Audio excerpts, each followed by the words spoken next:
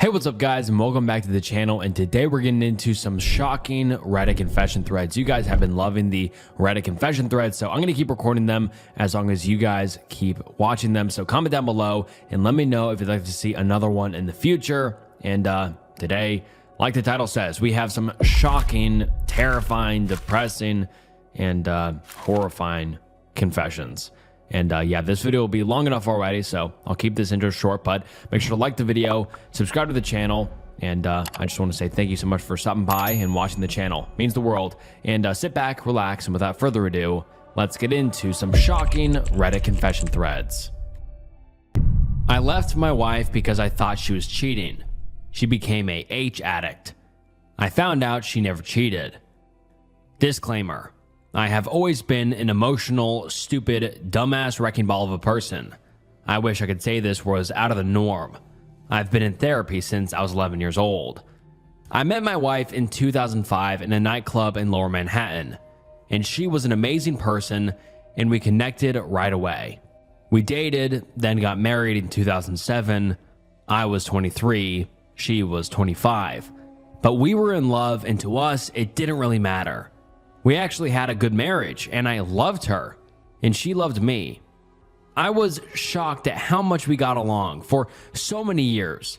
Meanwhile, most people in relationships started to hate me almost like after 3 months. She still adored me after 7 years, but leave it up to me to screw that up completely. In 2014, I had suspicions she was cheating on me. Not strong suspicions, but she had a coworker who she was friends with who was, well, really attractive. I just thought, why be friends with this guy? She didn't often make friends with her coworkers. Why this guy specifically? Because he was hot? She was secretive about him, which made me way more suspicious. I remember one day she told me that she had a secret about him, which she would eventually tell me. I probably should have listened and understood what she said more. The hints she was dropping seem really obvious in retrospect. I didn't get any of her hints. For a bit, she got defensive over the phone. That was when I sort of began really suspecting things. One day, I checked her phone, and all I saw was him texting her saying he really needs to speak to her right now. Like a bunch of texts. Also texts about inappropriate intimate stuff. But it was really the "I need to see you now" texts which really threw me off. I didn't even confront her. That's the worst part. I just left and went to New Mexico to go stay with my parents. I was so sure she cheated on me. Nothing could convince me otherwise. I was so hurt that I became S-word for a tiny bit. Then I went to therapy and got better. But I blocked her in every possible way I could. She had no idea why I left. My therapist kept telling me to contact her. I never listened. I actually lied to my therapist and said I did. There were some times where she called my parents and I talked to her and just said that I knew she was cheating and that I couldn't be with her, and that was that, and then I just hung up. It was too horrible and emotional, and I just wanted to put it all behind me somehow. I wanted to act as if it never happened. I didn't have the balls to deal with it. I didn't file divorce papers at that time. I never explained anything further than that. I just hung up. In 2015, I painfully reconnected with her. I never told her why I left. I felt horrible, but I also felt angry at her for cheating on me. I never wanted to know who she cheated on me with or what the situation was. I just wanted her out of my life. But when I finally connected with her, I just found an entirely new person. She was in and out of rehab. She was a pill addict. She said it started after I left her, that she had a lot of pills left over from a surgery she had. She had a knee surgery in 2013 and started taking them a lot to deal with the pain of me leaving her. Then she connected with her friend who started selling pills to her. Anyways, after a bit more of talking with her online over quite a few weeks, I eventually told her the situation as to why I thought she cheated. It was sort of this unspoken thing beforehand. I told her I didn't want her to bring it up. Then I just asked her straight up, and she told me that was her coworker. and he was gay. She hung out with him a lot, and he would often call her and text her to come over so they could talk about his problems. I checked his Facebook, and he came out officially as gay in 2014. Before that, he was in the closet. Also, the inappropriate, intimate stuff they were talking about suddenly made so much sense. They were comparing the way women and men have intimate times to the way men have intimate with men. But it didn't seem obvious by the text I read. It just kind of sounded like they were planning to do intimate time with each other. In retrospect, it seemed painfully obvious, but at the time it wasn't. I just wish I didn't fucking freak out and leave. I think if I ever mentioned his name, it would have clicked for her. And she would have told me why it was just a misunderstanding. But she had zero idea why I suspected her of cheating. I left my wife, never spoke to her again, and went halfway across the country over a misspoken series of texts that I read because I was a sneaky fucking bastard and I was too emotional to even ask my wife what the problem was. I just left. I never asked her to clarify anything. She would go on to become a H addict from a pill addict. She posts sometimes about how she is 3 weeks sober, but it's never longer than that. I'm basically an alcoholic and live near my parents in Albuquerque. I have zero interest in finding a girlfriend. Instead, I have a bunch of meaningless one-night stands when I go out on weekends. I am almost always hammered and booger sugared up or Adderalled up when I go out on the weekends. I sort of have friends, but not really. They're just a bunch of alcoholics and party people in the area who I link up with on weekends. I can't be away from my parents now. They're the only people I enjoy being around.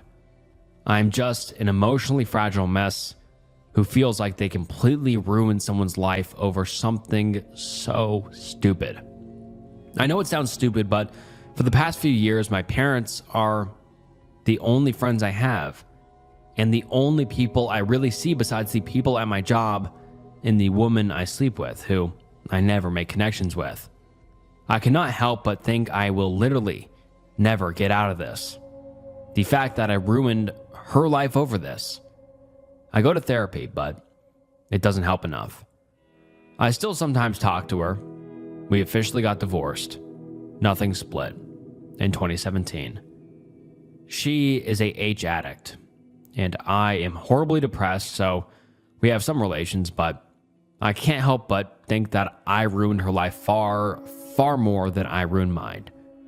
And the worst part is, the only reason I am in pain is because I ruined her life. And just, man, that's such a insane confession. Yeah, that's just a good reason to not jump to conclusions. Even one of the top comments says, "Damn, dude, I'll remember this next time I want to jump to conclusions." But wow, I mean, he just read something on his girlfriend's phone or his wife's phone. Seemed intimate, seemed, like she was cheating, and he just flipped out, moved across the country, and ruined her life. Wow, I hope the OP is doing better now. I really do. I mean, it's been 7 years since this post. 7 years is a long, long time, and who knows what the OP is doing now. I just hope the OP is doing better now. I hope the OP's wife or ex-wife is doing better now, because, yeah, by the end of this post, it didn't seem like either of them were in a good spot at all. But 7 years is a long time to hopefully heal, and hopefully they are doing better now. There hasn't been a single update from the OP. This is the only post on the OP's entire Reddit account, so I just have to hope that they're doing better, but there's no way to know. And now let's read some top comments. Someone says, "You effed up. You still love her. She loved you. She might still. Reach out to her and explain what happened and ask for forgiveness. It might work. It might not. Either way, it sounds like you need each other." And I mean, a lot of the comments are just kind of flaming the OP for reasons that are obvious. But yeah, geez, that is just such a sad post, such a depressing post. And as the title of this video, so shocking. That's how he ruined his life and her life, by just jumping to conclusions, doing something irrational. And I hope we can all learn a lesson from this and, say Let's not jump to conclusions and instead talk to one another and figure stuff out, because jumping to conclusions really doesn't help anybody. And so, yeah, like I said earlier, I just hope the OP and the OP's ex-wife is doing better now. I'm dying and have told nobody. This might be somewhat long, but I basically just made this Reddit account to talk about it. Some introductions first. I'm 22 male, and for the greater part of a year, I have noticed myself growing gradually weaker.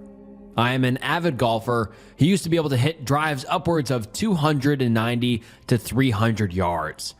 Now I'm lucky to hit it 220 to 230 yards. In addition, I am also someone who used to enjoy jogging until multiple repetitive falls, more or less, forced me to quit.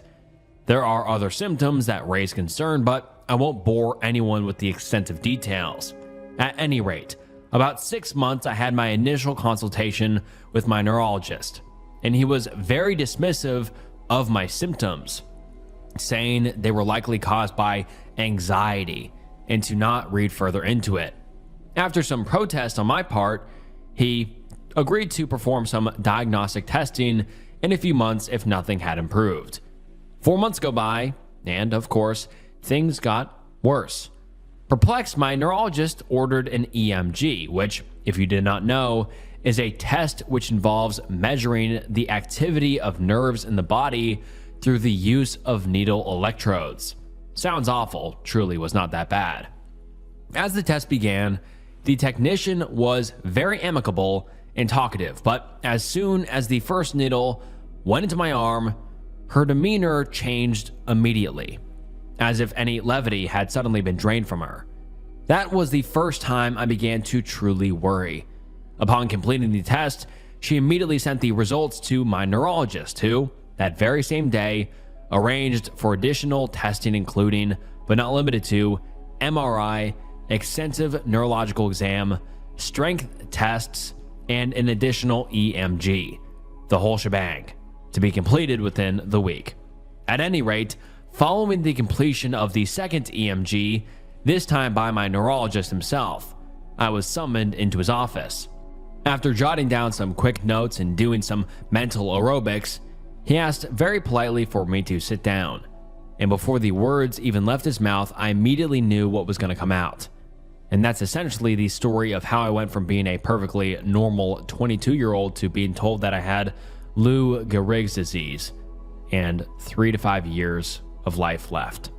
And I just quickly looked up Lou Gehrig's disease, and apparently it's a progressive neurological disorder that attacks every nerve cell in the brain and spinal cord, causing loss of voluntary muscle control, weakness, and eventually paralysis, with death often resulting from respiratory failure, though mental function remains intact. So that is beyond terrifying. And then the OP continues saying, all things considered, I consider myself extremely fortunate that I still have most of faculties about me, for the time being. But on to the reason I made this post. Since my diagnosis, which was about 2 months ago, I have yet to tell anyone in person about it. My family and I have never been particularly close, and most of my friends are college buddies who now live close to 500 miles away. Of course, everyone is bound to find out eventually, but I would honestly be okay if they never did. The mere thought of burdening everyone as I slowly turn into furniture is almost more debilitating than the knowledge that my body is growing slightly more useless every day. I know it is the right choice to garner a support system, but it's almost as if I don't really want one. I just want to disappear, forgotten by all those who would otherwise pity my circumstances. I'm fully aware that I have no choice in the matter. This is just my way of exercising some minor control over my life before I lose control over everything else. And I mean, God, that is just so depressing and so terrifying, because with ALS, it's just a slow deterioration of your body.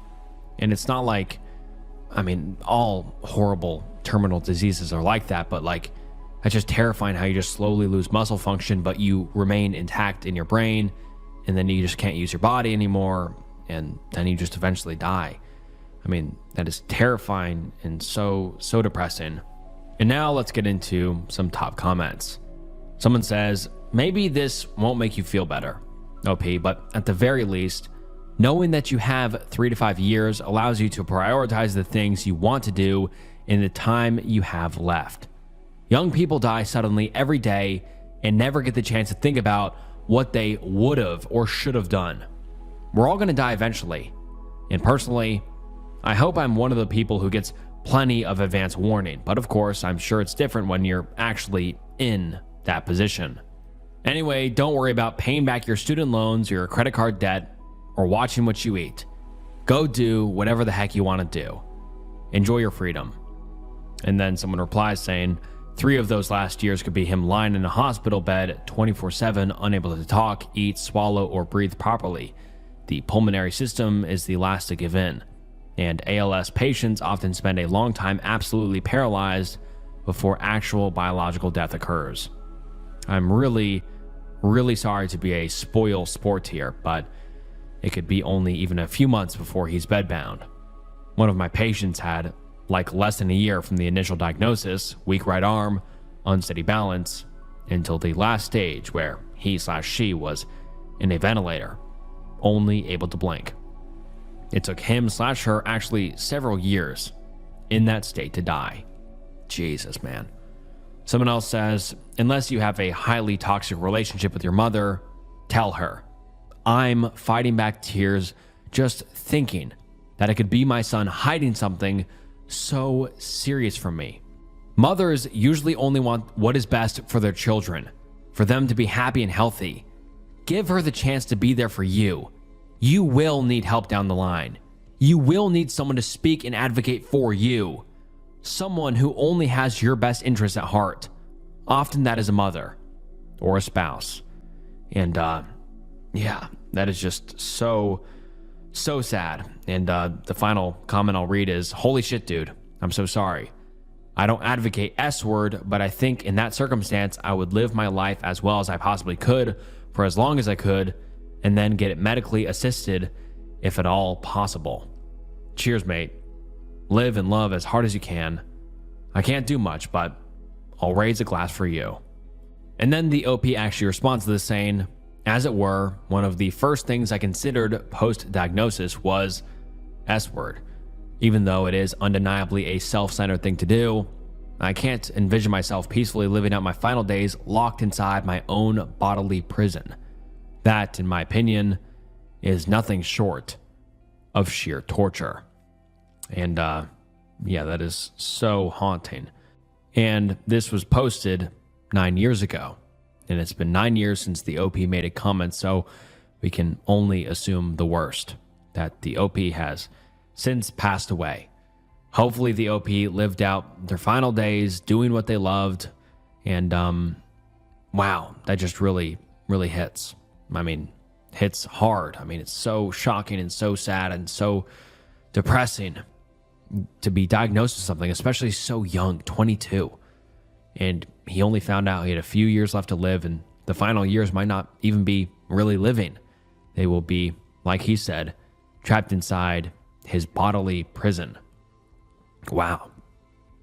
Yeah, super sad. And I mean, the OP's name is Enter Oblivion, which we can only assume relates to death, entering the oblivion of whatever, death. I mean, yeah, that is just really sad. And rest in peace, the OP. I hope he's in a better place now.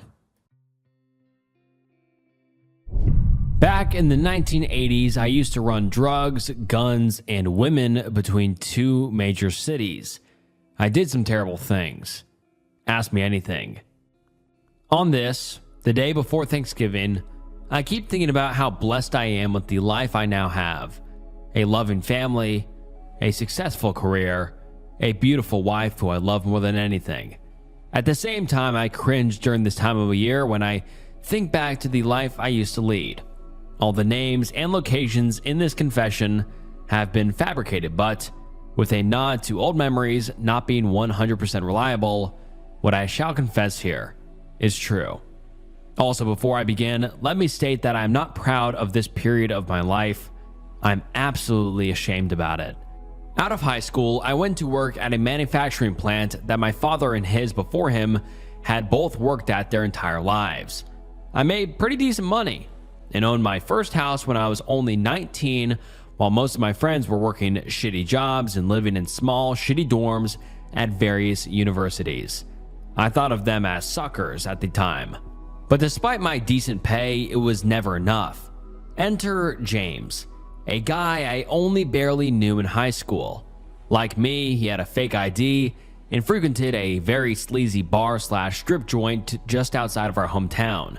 I didn't have many friends at that point because most of them were away at university, improving their lives. I guess that's why I gravitated towards James.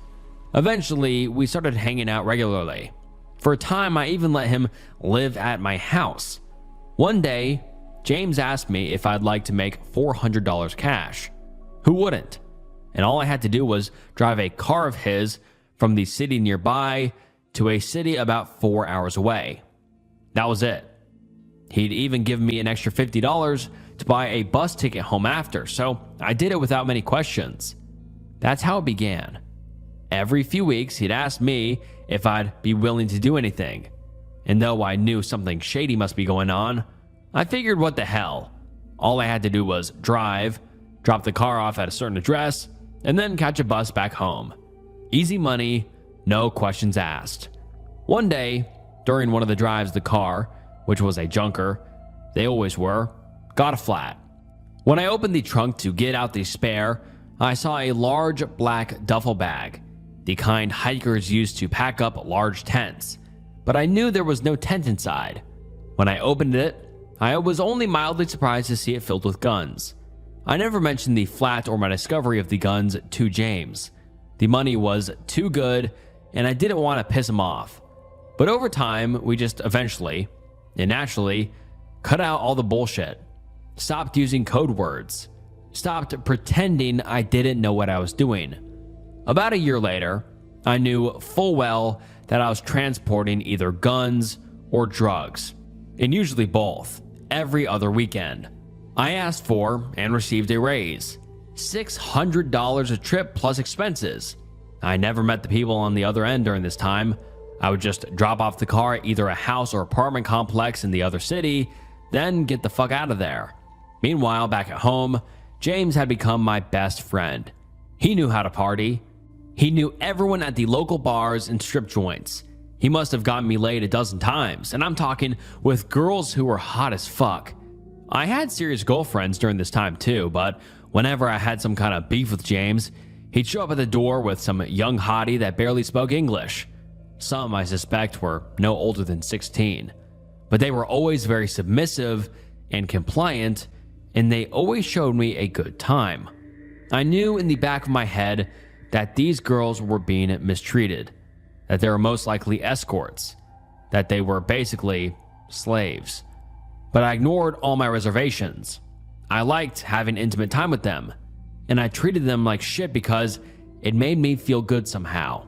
Eventually, James asked me to drive 3 girls to the other city and drop them off at a bar. They were transferring, he told me.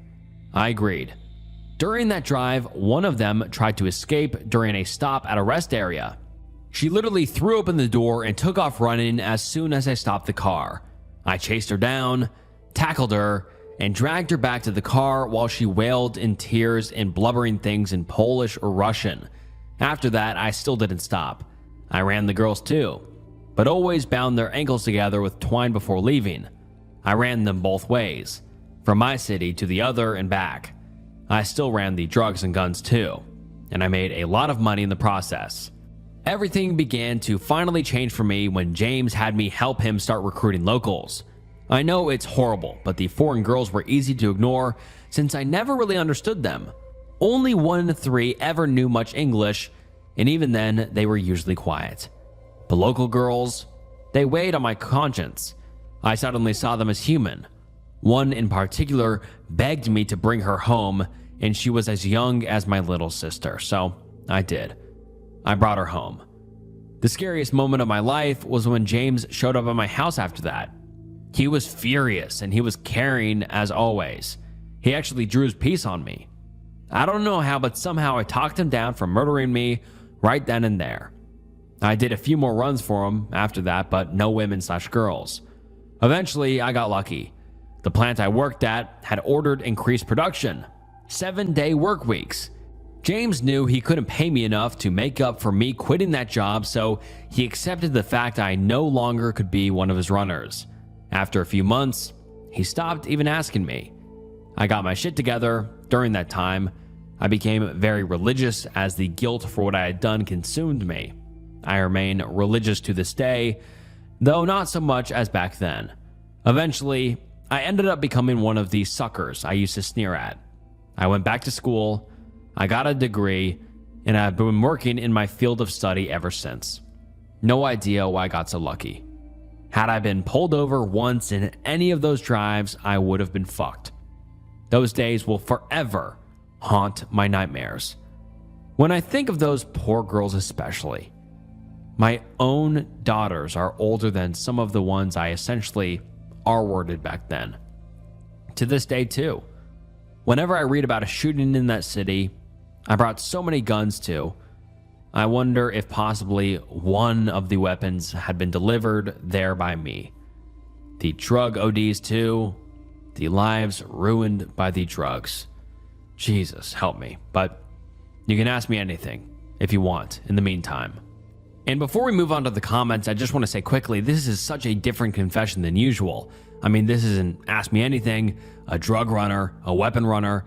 This is so much different than usual. And right off the bat, I just have to say, it's great that the OP got out of it when he could and didn't stay in that life for much longer. I mean, it's horrible for what he did, but I'm glad he feels some sort of remorse for it and he feels sorry for what he did and is hopefully doing better now or trying to give back to his community or do something because, yeah, that life usually doesn't leave a lot of people. But anyways, let's get into some comments. Someone asks, saying, I know this is hypothetical, but if the plant hadn't increased production or if he matched the money, would you have stayed in? Was it just this that made you stop? Or were you leaning towards getting out already? And then the OP responds saying, if the plant hadn't increased the production, I would probably have tried to find a way to get out anyway. I was almost entirely clean of drugs at this point, and the guilt of what I had been doing, combined with my realization that I was risking my life and freedom, had me thinking of ways to get out. But James was a scary man when he wanted to be. I had seen it. I knew I couldn't just go to him and say I wanted out. The increased production gave me the perfect excuse. While he was pissed about it, James just told me I had to do what I had to do.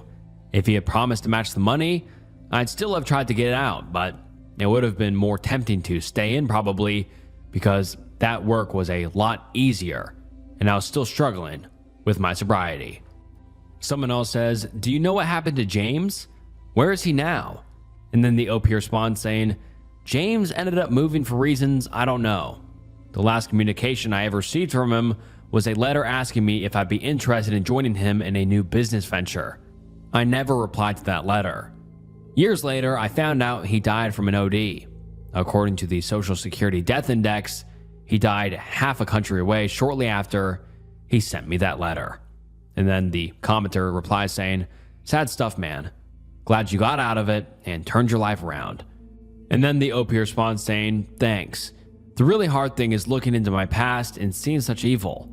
I can blame the drugs and my youth and the appeal of money, but at the end of the day, I know I was just an evil son of a bitch.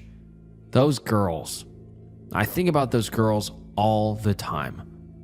I often wonder what they're doing now, if they ever escaped. But I can't find out because I never knew their names. I wish we had never adopted this kid. My wife and I had been trying for a couple of years to have our own kids, but we found out we could not. So we went the way we had talked about many times before and went through adoption because, hey, every kid needs a home, right? That's when we came across our now adopted son, Nate. Names changed, of course. Nate was the son of a horrible mom who fucked who she could for drugs, money, etc. His biological father had some sense and convinced mom to put all three of her kids, Nate was the only one of his, The other two, a brother and sister, were from unknown/different fathers. She agreed. And that was when Nate was about 6. He was technically removed due to deplorable living conditions and abuse, but she didn't fight to keep him. We met him for the first time last year. I was sketchy on him. He appeared to have ADHD. Not a deal breaker, but wouldn't have been my first choice. He never looked at us, jumped up and ran around the restaurant we met at, and had a hard time focusing. Hell, he's a 9-year-old kid. Kids have a hard time sitting still and get nervous, I figured. My wife fell in love with him. I was still sketchy about it, but we had met other kids, so he wasn't our first choice at the time. We started getting more info on him, planned on meeting him more, etc. It was a learning curve. We took him to Chuck E. Cheese just to hang with him for all day. He was all over the place. Kids, no biggie. We started finding out more from the foster parents, who we didn't care for. They seemed to be brainwashing their kids and seemed to be in it for the money. Nothing major, but I was still being cautious. We figured maybe he had either ADHD or some high-functioning autism. Again, not a deal breaker, but it was something I'm not used to. My wife had experience, volunteer, and career with special needs children. He seemed to be growing on us. Called us mom and dad once. We started having fun together. It seemed to be a good fit. We noticed, closer to the day we took him home for 6 months before finalizing the adoption, he had addictions. Mostly video games. Not too unusual. Again, he's a kid. Kids are supposed to love video games. Fuck, we both like them. Why not? But he became aggressive. Like, wouldn't listen to you, and if you turned them off or threatened to take them away, he'd become violent and throw the controller, kick in a chair, etc. We nipped that in the ass as soon as possible, limiting him and explaining why. We eventually took it away altogether. Maybe explain later. He saw a therapist, psychologist, optometrist, general physician, and several other professionals. One diagnosed him with ADHD, another thought autism, another thought reactive attachment disorder. All seemed less than great, but we're attached. We'd get through this. That was about a year ago now. Ever since then, at least every other day, if not every day, we have to put him in restraints. All okay per DHS, his therapist, and others. We've had to get onto him. We've tried different reward systems. We've tried starting nice/second chances. We've tried everything we can think of. Fuck, even trying to show unconditional love when we feel nearly defeated.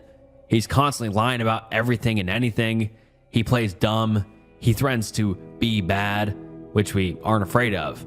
We've shown him many times we're not afraid of him. He breaks things.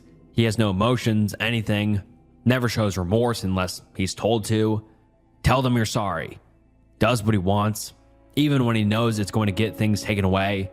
He's tried and somewhat succeeded to hurt his dog several times because he wants to see how it feels pain. He's been pure hell. He understands, but he doesn't care, from what we can tell. Just tonight, we had a date night and dropped him off to a parents' night out group at the local Y. We had a great time just being able to be ourselves.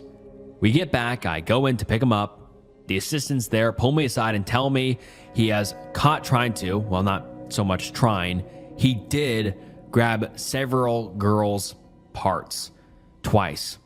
That was all the info I needed. I grabbed him, a bit embarrassed, brought him to the car, and had him explain to my wife what happened. Of course, we've been talking to him for several hours now, explaining why that was bad, etc. But again, he shows no remorse and just makes up excuse after excuse. Long story short, he wanted to, and so he did. After everything we've been through, I honestly regret adopting him. I don't know if I'd adopt again if I was given the chance. Even if given the chance to go back in time and change my mind on him and switch to another kid, I don't think I would. We'd be much happier without him, or any other child in our home. I wish Nate had never come into our lives. and I'm pretty sure my wife wishes the exact same thing.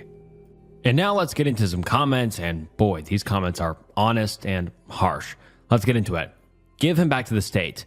It's not worth it to keep him. He has had a shitty life, but he is clearly beyond your means and abilities. It's sad, but it has to be done for your sanity and quality of life. And then someone replies saying, seconded. Things don't work out. I feel like OP and Mrs. OP were rushed into this decision.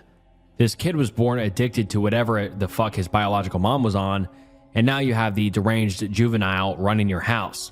Has OP talked to wife about giving him back? And then someone replies saying thirded. Might even be good for the child. If it's clearly not working out here, perhaps he can have a chance with someone else. And then someone else says, when you said reactive attachment disorder, I knew you were effed. That is one thing that is just going to totally psychologically destroy a person for life. You see, plenty of adults that have ADHD and high functioning autism make it and do fine in life, but I have never heard of a story of someone with reactive attachment disorder being anything other than a complete psychological disaster. The main stories I have heard are of severely neglected children from Russian orphanages who are complete demon children. I hate to say this, but he will probably get violent towards you at some point. And that is kind of the general consensus.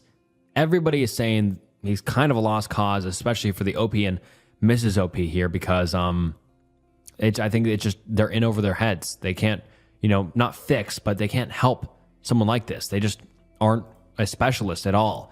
And this kid was just given to him at this state, and it's kind of hard to fix that for just adopted parents. And the OP has made no new updates on the profile or on the OP's profile, so we don't know what happened. But everybody in the comments was being very, very honest and very, very grim. They're saying that they can't really help him, and he seems to be a lost cause almost, and to just give him back to the state. And I'm really curious to hear what you guys think about this one. If you guys have any thoughts, please drop them down below. I'm curious to hear if you guys think these Reddit comments are being too harsh or if they're being honest and there really is no fixing Nate. But hopefully Nate's doing better now. Hopefully the OP and the OP's wife is doing better now. And I'm just really curious what happened with the situation, but we have received no updates. I'm waiting for my brother to either commit S-word or get his life together.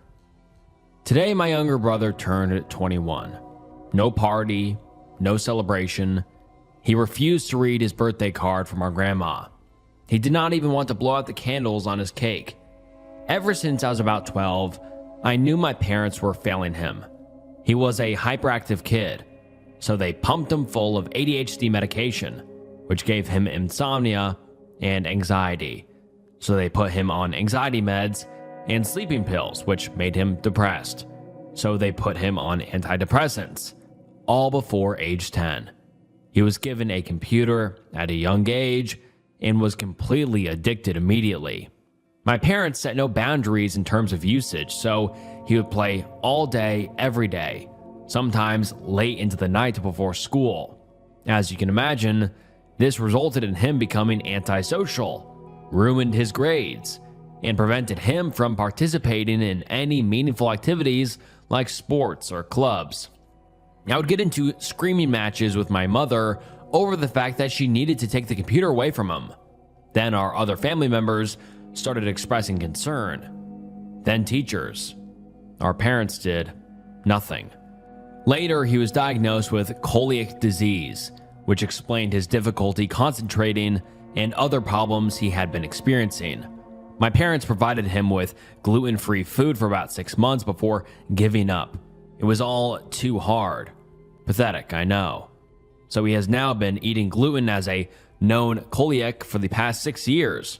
I've had a million discussions with him and my family about how much damage this causes, and they pretend to care but are too lazy to do anything about it. I tried providing education. I tried giving meal ideas and grocery lists. I tried cooking gluten-free meals for the family. They do not change. As I became an adult, I would speak to other family members and family friends who agreed that what my parents were doing was wrong. They would agree that he needed the computer taken away, that he needed to be disciplined, and that he needed to stop eating gluten. At that point, so much damage had been done, and he ended up dropping out of high school 8 months from graduation. His reason? Our mother couldn't drive him, and he didn't like walking to school. My brother is not an idiot. My parents are both well-educated and intelligent people. Why they have made these choices, I can only assume, is to avoid temporary discomfort. He has been to so many psychologists and nothing has helped. One psych refused to continue seeing him because he was refusing to accept help. Over the years, he had expressed how depressed he is, but seems to have no desire to be helped. He has threatened S-word a dozen times, but never acted on it. When he does this, I urge my parents to take him to the hospital, to call an ambulance, but then he is suddenly all better. He uses S-word as a threat to get what he wants for them, and they don't see it. I know the way I'm thinking might sound extremely harsh, but truly, I feel at this point he either does a complete 360 or simply commits S-word. Sadly, the latter is more likely to happen. I have exhausted all my options. He is unemployed and will not apply for jobs. He does not want to try any new hobbies. He refuses to volunteer anywhere. He knows that I'm here for him whenever he needs, but he does not want help. At the end of the day, there's nothing left I can do unless he chooses to help himself. We have both dealt the same cards in life. I have not been exempt from problems in my life. I have had low points. Arguably, I have faced far greater challenges than him, but I have made the best of what I have. I have helped myself. He has decided this life for himself.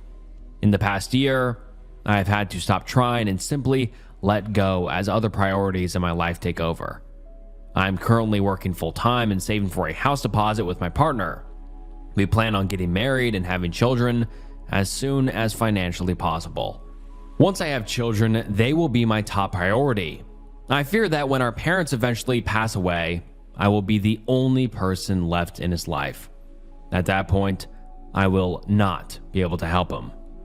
I just had to confess the way I feel. I know it is horrible, but it is the most realistic conclusion to this problem. Tell me I'm an asshole. Tell me there's something I can do. And then the OP makes an edit saying, I do not live with my family anymore. For the people saying I don't understand ADHD, I also have it but was diagnosed later in life, as is typical for most girls.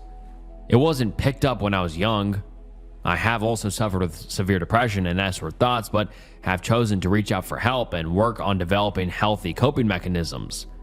I don't want to provide too many details about myself because I wanted my brother to be the focus on the post, but thought this would provide some more context. And now let's get into some Redditors' thoughts and get into the comments on this post. Someone says, your parents completely failed him, but this isn't on you to fix. You've been trying to help for years, but you can't make someone change that doesn't want to change. And I do agree with that. I mean, you can help someone or try to help someone as much as possible, but some people just don't accept help. And it's horrible because you might want the best for them, but they just can't accept it for whatever reason. Another commenter says, at this point, you're just going to have a million people here telling you you're in the wrong because of his age or his ADHD or their own projections based on non-related things they felt as kids. But ultimately, just do the best you can. If he doesn't want help, don't stress yourself out too much trying to give him it though. Some people are just set on failing in this world. It's like that old phrase, you can lead a horse to water, but you can't make it drink. Good luck. And then a commenter replies to this saying, agree. My little brother was almost exactly the same as this kid. The real problem was the more people pressured him, the harder he dug his heels in. I started coming over and bringing him some new clothes from Walmart. I'd asked if he wanted to hang out, and if he said no, then okay, see you later. He didn't leave the house for years. I genuinely thought he might murder S-word my mom for a while it was so bad. One day he said yes. We got Mexican food and I told him about my job. He said, sounds boring. And I'm like, yeah, bro, but it makes me afford cool shit and I kind of like it. This was a major turning point for him. Now he has a great job. His coworkers adore him. He seems genuinely happy and he has more friends than I do. No one ever believes it's been such a wild 180.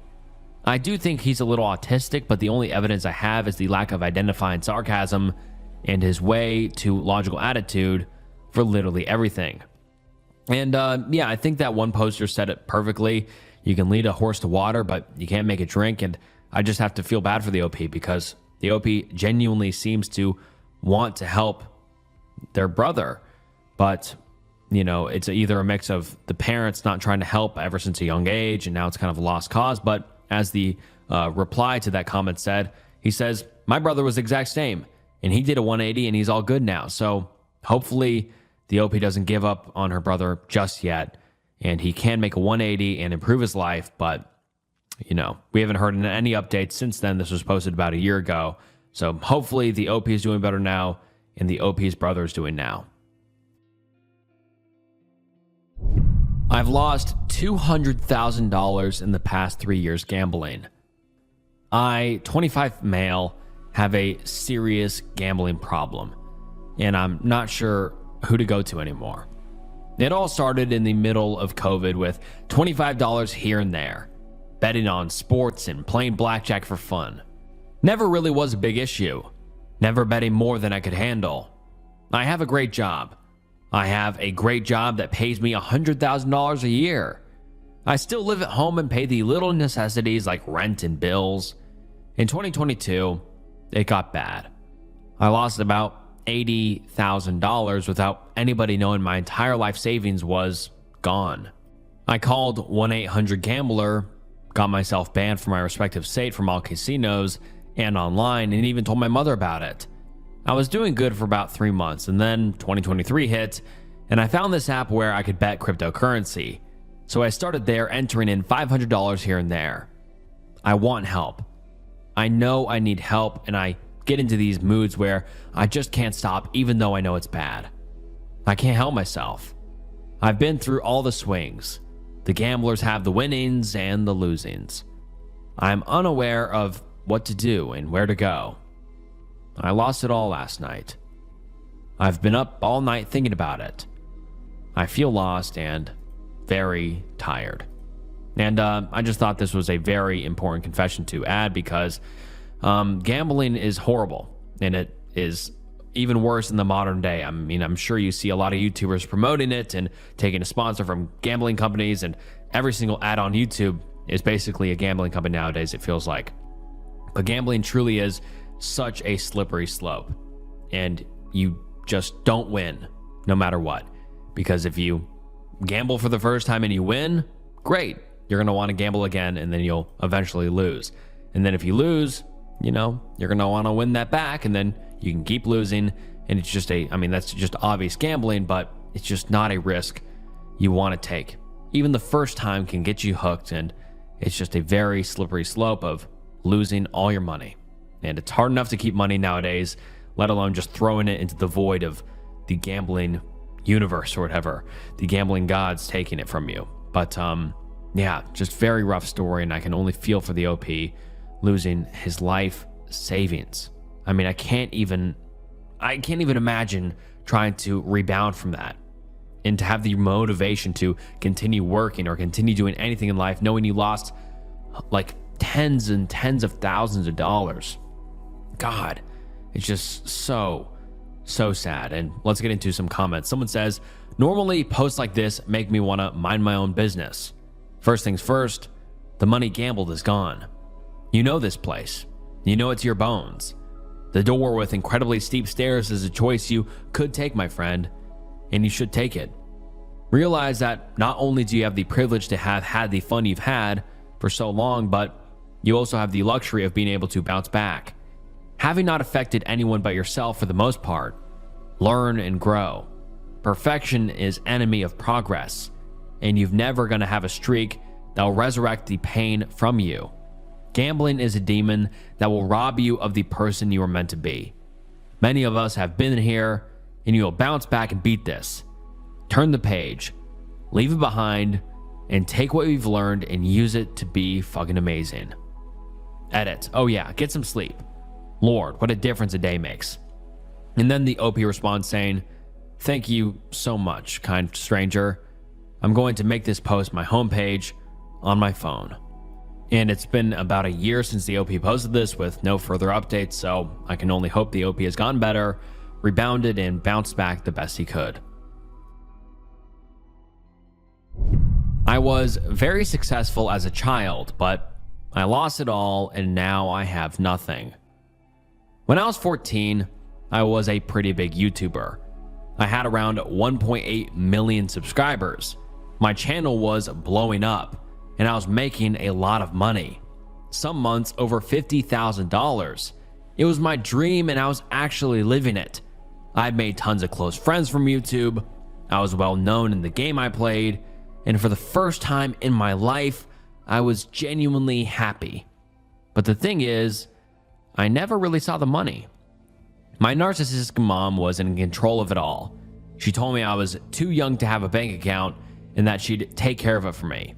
She gave me around $1,000 a month, which, yeah, sounds like a lot for a 14-year-old, but when you're making 50 times that, turns out, instead of saving it for my future like she promised, she was spending most of it. When I turned 15, things started falling apart. My mental health completely deteriorated. I developed anorexia and ended up hospitalized. My channel became impossible to keep up with. I stopped posting for almost a year, and everything I built just started to disappear. Then, when I finally wanted to come back, I made a stupid decision that basically ruined any chance of reviving my channel. I tried downloading Adobe software for free. Yeah, dumb, I know. I got hacked and the hacker posted some graphic content on my channel. I got permanently banned.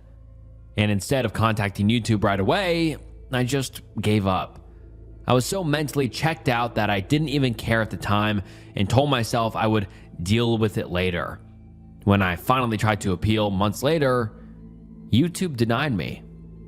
I tried everything I possibly could to get my channel back and nothing worked. My mom had spent most of my money, but she left me around $100,000. I had to literally beg her for over a year to give it to me. But like an idiot, I blew it. Car, addictions, very bad decisions. It turns out my mom was right all along. When I was 19, I was diagnosed with bipolar disorder and started drinking a lot. Now I'm in my 20s, completely broke, completely alone, and I feel like a fucking loser. I know I'm stupid. I know I made horrible choices, but please don't judge me too harshly. I wasn't in my right mind, and at the time, I didn't care about my future because I wished I was dead. I couldn't see past the moment I was in, and I just let everything fall apart. I think about my past a lot. How much potential I had. How I literally had it all at 14, and how I just let it slip away. I don't know how to move on from it. I peaked as a teenager, and now I have nothing. If anyone's ever recovered from throwing their life away, I'd really love to hear now. Because right now, I don't see a way forward. And now let's get into some comments. Someone says, if you could be that successful at 14, you can do it again in your 20s. Use your life story in an interesting, compelling, and positive way. I agree with that. Someone else says, hi OP, I had 7 million followers on my channel. Got hacked, too, I'm from Philippines, and I thought my life was over. But I didn't give up. I moved on, graduated college, and continued with my life. Yes, we had some good followers before, but life goes on. It doesn't stop just because we lost that channel. I have my own family now, and also started my channel from the 0 followers to almost 4 million followers right now. I also bought multiple properties because of that channel. Had 500 million plus views last year, 2024. I created my channel when I was 16, got hacked when I was 19. I'm now 26 years old. It was tough to deal with, for real, but promise it will be worth it. Just keep going. And yeah, I mean, that's what a lot of the comments say. Just keep going. You can turn it around. It can get better.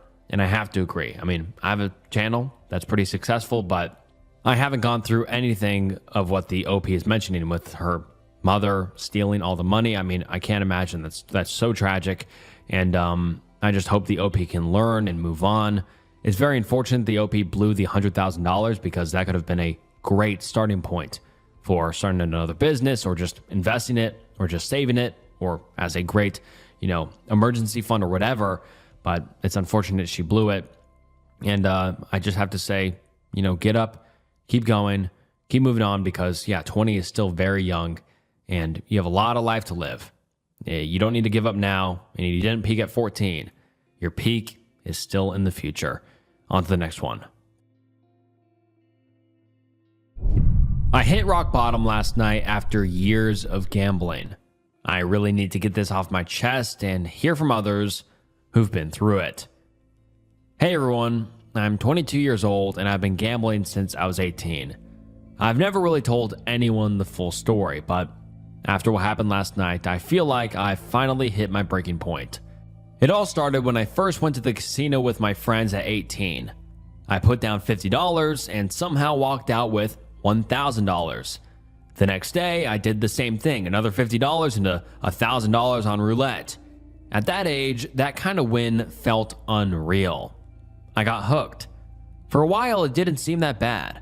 I'd go maybe once every week or two with my mates, only spending around $50 each time. I was working at a Korean barbecue place, so I always had a bit of spare cash to play with, but over the years, it started to spiral.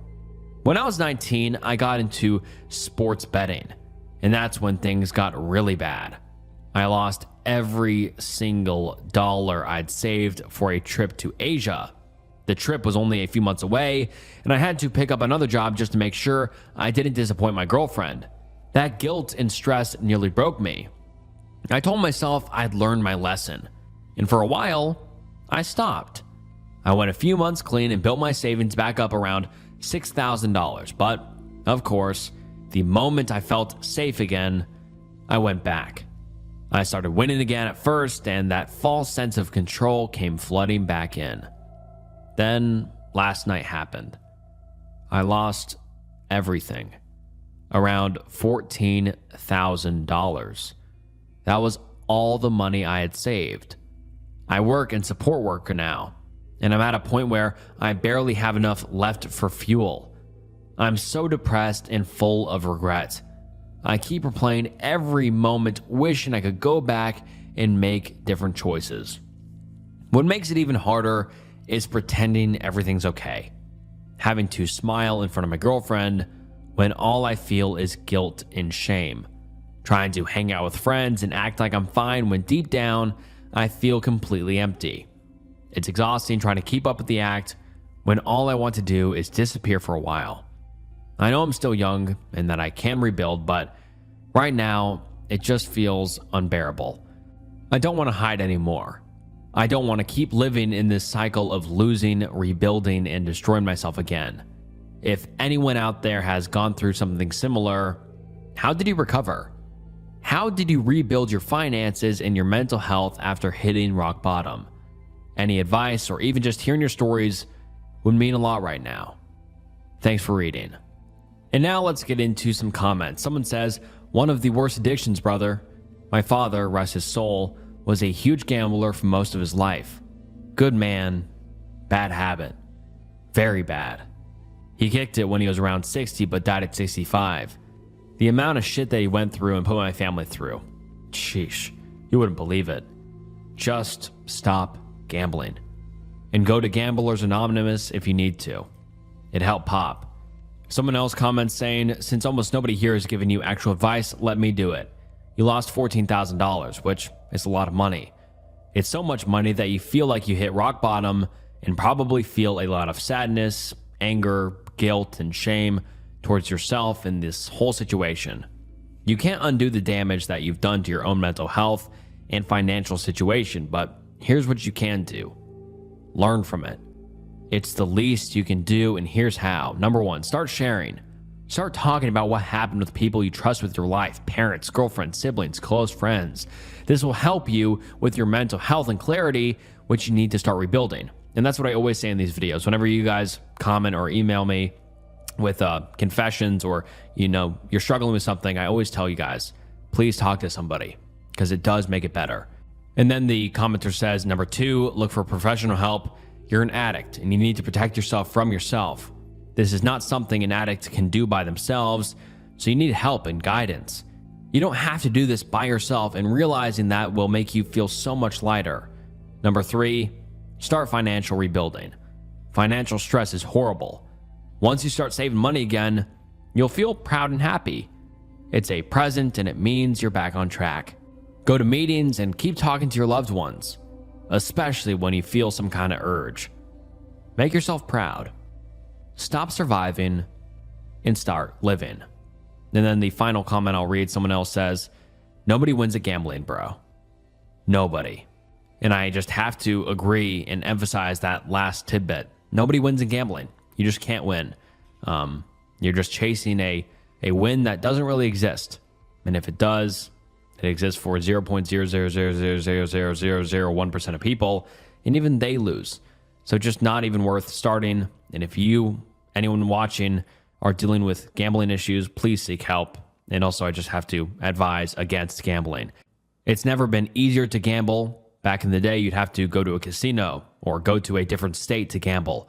But now it's as easy as pulling out your phone and gambling on this or that or the other thing. And I think it's truly terrible and a horrible addiction that a lot of people are suffering with right now. So if you are watching and going through gambling addiction, please seek help. It's not worth it. You will only lose. It's just a slippery slope, and I wish you all the best if you are suffering with gambling addiction. I took some Benadryl, and it has forever completely changed me. I should have known I'd end up here.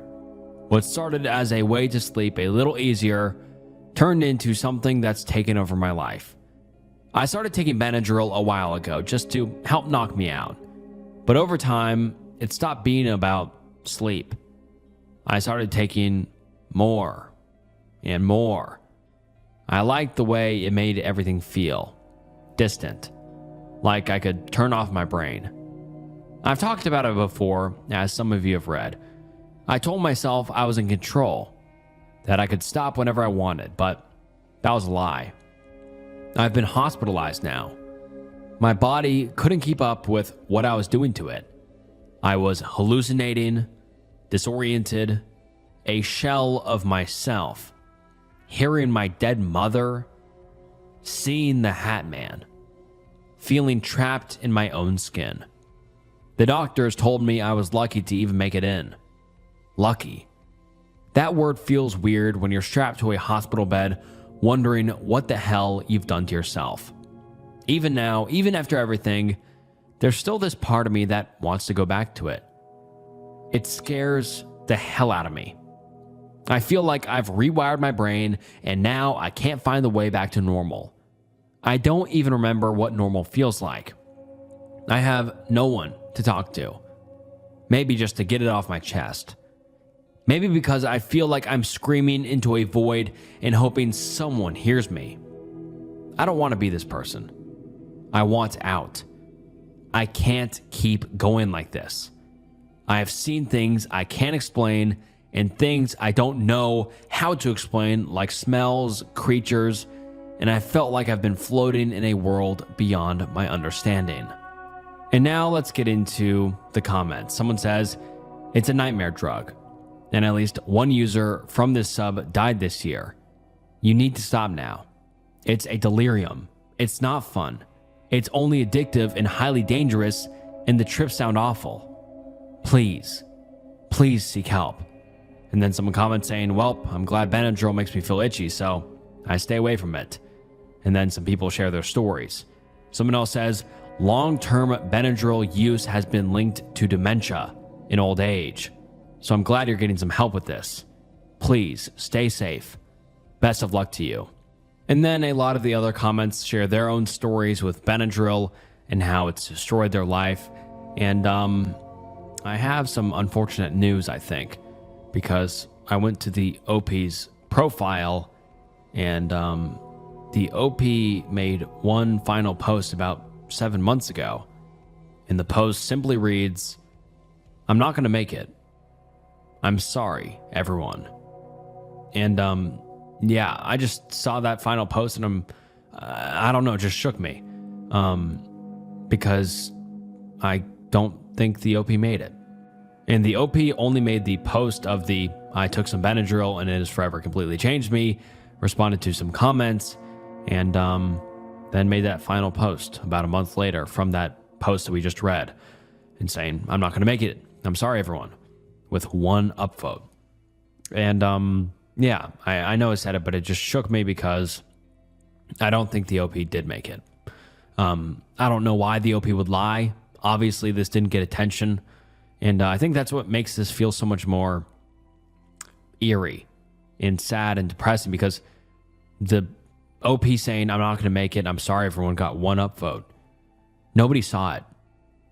Like, it feels like he's speaking directly to me or to everyone watching, you know? Yeah, very eerie and very sad. And I hope the OP said this for whatever reason. Hopefully the OP was just in a state of delirium and said it, and it wasn't truly his last post before he passed, but who knows? This is the last we've ever heard from the OP, and I can only wish the OP the best and hope he's still around. But yeah, this one really, really shook me. "I'm having an affair on my wife. 10 months ago, I made the worst decision of my life. I decided to be a stay-at-home dad. Don't get me wrong, I love my daughter and I love being with her, but it has completely ruined my relationship with my wife. I can't fully explain my wife's shift in demeanor towards me, but it's like she has lost all respect for me as a man. We've only had intimate time one time since our daughter was born, because she always says that she's not in the mood. We've been together for the better part of a decade, and she's never acted this way towards me. Even while she was pregnant, she didn't treat me this way. I've tried to talk to her about it, but she just says that she can't change how she feels. For these reasons, I've been feeling pretty emasculated. So as the title says, I've been having an affair. The woman I'm having an affair with is one of the moms in my Mommy and Me group. I've known her for, 6 to 7 months now. But we've only been doing this for about a month. I honestly don't know what the fuck I'm doing, and I don't know where I'm going to go from here. All I know is that she makes me feel respected and makes me feel good in a way that my wife doesn't anymore. I want the relationship between my wife and I to return to what it was previously. But even if I went back to work and she started treating me with respect again, I don't know if we could ever go back." And now let's get into some top comments. Someone says, "People here are trying to get to the root cause of the issues you and your wife are having. No one is pointing out that you are having relations with another man's partner that has just started their own family. Dude, this is so wrong. So wrong.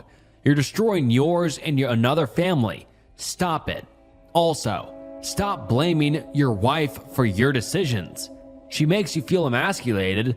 You don't cheat on her to start feeling like a man again. You talk or go to therapy. Then all else fails, you leave. From one man to another, don't do this. It is shitty. It makes us look bad. Act like a real man and stop whining and get out there and do something about it. Something that preferably doesn't destroy another family." And I can't help but agree with the commenter here, because yeah, he's not only destroying his own family, but also someone else's new family. I mean, that can really cause a lot of damage that is very avoidable. And then I went to the OP's profile and saw that he made an update on this situation. And the title is, "Update, I'm having an affair with my wife." I made this post sometime in February. A couple of weeks after that I came clean to my wife about what I was doing. It was difficult, but we eventually worked it out. I immediately ended my relationship with the other woman. We went to counseling for a while. I went back to work and I suggested that our daughter go into care, but my wife insisted on taking care of her. The counselor was actually really helpful. I expected her to just tell me that I was the only one in the wrong, but she was actually fairly understanding of what both my wife and I needed. Anyway, since then, we've been doing much better. We have intimacy on a regular basis. We've been going on dates, and we found out last week that she's pregnant again, which we're both really happy about. We're obviously going to handle it very different this time. She's still staying at home with her daughter, and she will be staying at home with this child too. When I made the last post, things were looking pretty bad, and I really didn't think that we'd recover. But for the last 6 months, things have been back to how they were before. I was a stay-at-home dad. Better, even. And I mean, that's a great update post, because I feel like we get a lot of sad posts in these confession videos, and this one had a bright end and a good ending, so that's great, and a good testament to how if anyone watching is going through something like that, there's always a light at the end of the tunnel, and you can get through anything. I'm dying. I have to talk about it to someone. I can't keep the secret anymore. I have cancer. Brain cancer. Discovered way too late to do something about it. In a month, I'll probably be gone. I just said to my friends that I'm going to my family for a month. Too bad I'm not coming back. I don't want them to see me die. I had the dream of becoming an actor. Now it's a little too late for that. Don't take your life for granted. One day you might find out that it'll be way shorter than you imagine. I don't want to be treated like a victim. I just wanted to take everything I had weighing on my stomach and throw it all out. Edit. Wow, thank you all so much for the support. It means a lot to me. You guys are fantastic. Edit 2. I read all of your comments, and it warms my heart like nothing else. Sorry if I don't answer, but you guys are so much that it would be impossible. Still, thanks again. Love you all. I want to say something to you. Throughout the day, ask yourself, if I die right now, would I be happy with what I did in my life? If the answer is yes, then keep doing what you're doing. If the answer is no, then something has to change. I hope this helps. Live life to the fullest. And unfortunately, this post was posted 9 years ago, so we can only assume that the OP has long since passed, but I hope the OP had a great final time living and had a great last few months or last month with his family and friends, hopefully. And I think that ending sentence was so impactful. Live life to the fullest, and if you aren't happy with what you're doing now, make a change, because you never know when, this life might end for you. And yeah, let's get into some comments. Someone says, fuck. I know I'm just a stranger on the internet and my words maybe won't mean much to you, but I think telling your friends about your situation is something you should do, because when they get the notice unexpectedly, they will feel bad for not doing something before. You should thank them for the time you have spent with them and everything they have done for you. I know it is cliche, but if you have something you regret not doing before, now is the time. I truly hope you spend your last days living, not dying. If you want to talk or anything, just PM me. And yeah, I agree. I don't think he should keep it from his friends, because then they might regret it, because, people just assume you're going to be around for longer, and they're going to be like, no, I'm not going to see you, or I'm not going to hang out. You're still going to be around, and then you suddenly die, and they will live their life in regret not going to see you. And yeah, just a super sad post. And all the comments are extremely supportive, but I just hope that the OP is, in a better place now and doing the best he can and wherever he is. But extremely sad post and very, very impactful. I got into drugs and then a hard downward spiral. Some effects suck. Long read, but I gotta get it off my chest. It started in high school when I loved smoking Zaza. I also discovered adult videos around then and would smoke and watch it. In college, Zaza started giving me bad anxiety, worrying about dumb things, so I stopped. I lived in a European country for 6 months for an internship and discovered the booger sugar. I was hooked. I went broke on booger sugar and booze. Almost cost me my internship. When I got back to the States, I found hookup, and it was shitty, so I eventually quit it. A few years later, I was the manager at a restaurant, and one of the other managers was a mule of sorts. He would hide bricks of fish scale colored booger sugar in the ceiling tile in the bathroom until someone came to pick it up. I got a discount on this stuff, and I was back to using. This time, it was daily, all day. I would get off work around 10, then go to the gym and do some booger sugar in the bathroom and work out for a couple hours. Well, one day the plug dried up, so I went to another worker who knew a guy.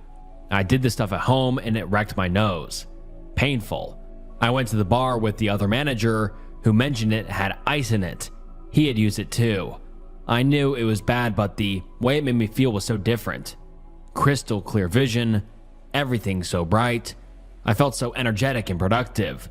Eventually, I stopped bothering with the cut stuff and got crystal straight up from one of the line cooks. And then he goes into explicit detail of what he did. I can't say it, but he really started to enjoy it. And then he says, I started getting reclusive, staying in my house by myself most days I was off, watching really weird, nasty adult videos. One day, I started seeing what looked like gas vapors, distortion coming from my outlet. I started staring at my outlets in my house for hours. I was getting super paranoid, thinking I had gas leaks in my outlets, constantly looking out my windows for I have no idea what. I started seeing shadows in the corners of my vision. Eventually, I ended up losing my job. After crying about being a failure, I went to the place where the girl I was quasi-dating works. She was often alone. I confessed to the drug spiral, and she completely disowned me. Said she was disgusted and to get out. I went to a bar and got destroyed. Alcohol poisoning levels. I stopped the hard stuff cold turkey the next day and started applying for a very different type of job. I ended up getting one, and now I'm decently successful at it. I have a loving wife and a child and a good home, but every now and then I get flashbacks of the sharp sting in my nostrils, and it makes me want to vomit. I still occasionally look at the outlets to see if they're leaking. I have no desire to touch the stuff, but I really want those memories to go away. And now, at this point in this video, this story is once again a great reminder that addiction is a slippery slope, and what might start as an innocent addiction to one thing or an innocent pastime can then spiral and ruin your life and ruin your health and everything. So just another great reminder. And let's get into some comments. Someone says, the memories are important. If you didn't have them, you wouldn't know not to go there. It sounds like you are adventurous and like to figure out life for yourself. And even more so when you were young. Just take them as a chapter in your life. Been there, done that, don't need to go back. Also, at least now you'll be on top of it if there's an electrical fire. And then the Opie responds saying, I tried to remind myself that the memories of how horrid it was is what's keeping me on track. I still like to drink, but I'll keep that as my vice as it's under control. The electrical fire comment got me laughing. And yeah, everyone just collectively says, I'm glad he made it to the other side.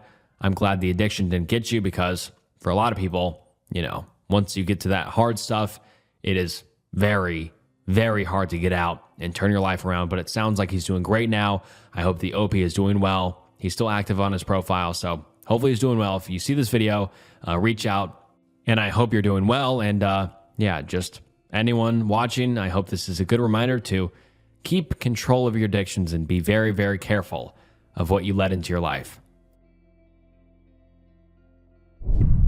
I once played pedestrian chicken while driving back when I used to be a drug addict. I've been clean from pills for over 3 years now. However, at the peak of my addiction, about 6 or 7 years ago, I would mix heavy doses of multiple pills combined with alcohol and Zaza, then go out driving. One time, I was messed up driving around with my friend, and I started purposefully veering towards pedestrians, like families pushing prams, old couples, runners, etc., walking on the footpath. And then at the last moment, when I got real close, I would quickly turn away and straighten up in the lane.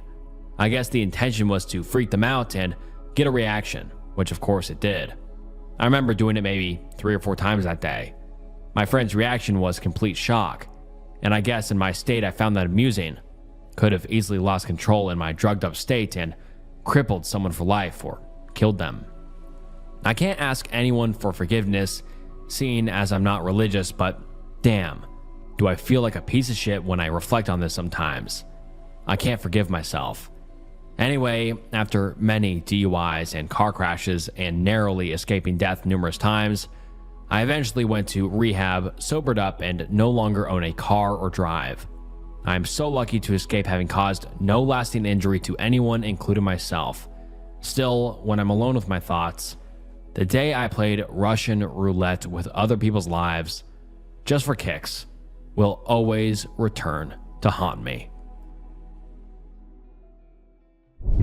I smoked crystal, and it was the most terrifying experience of my life.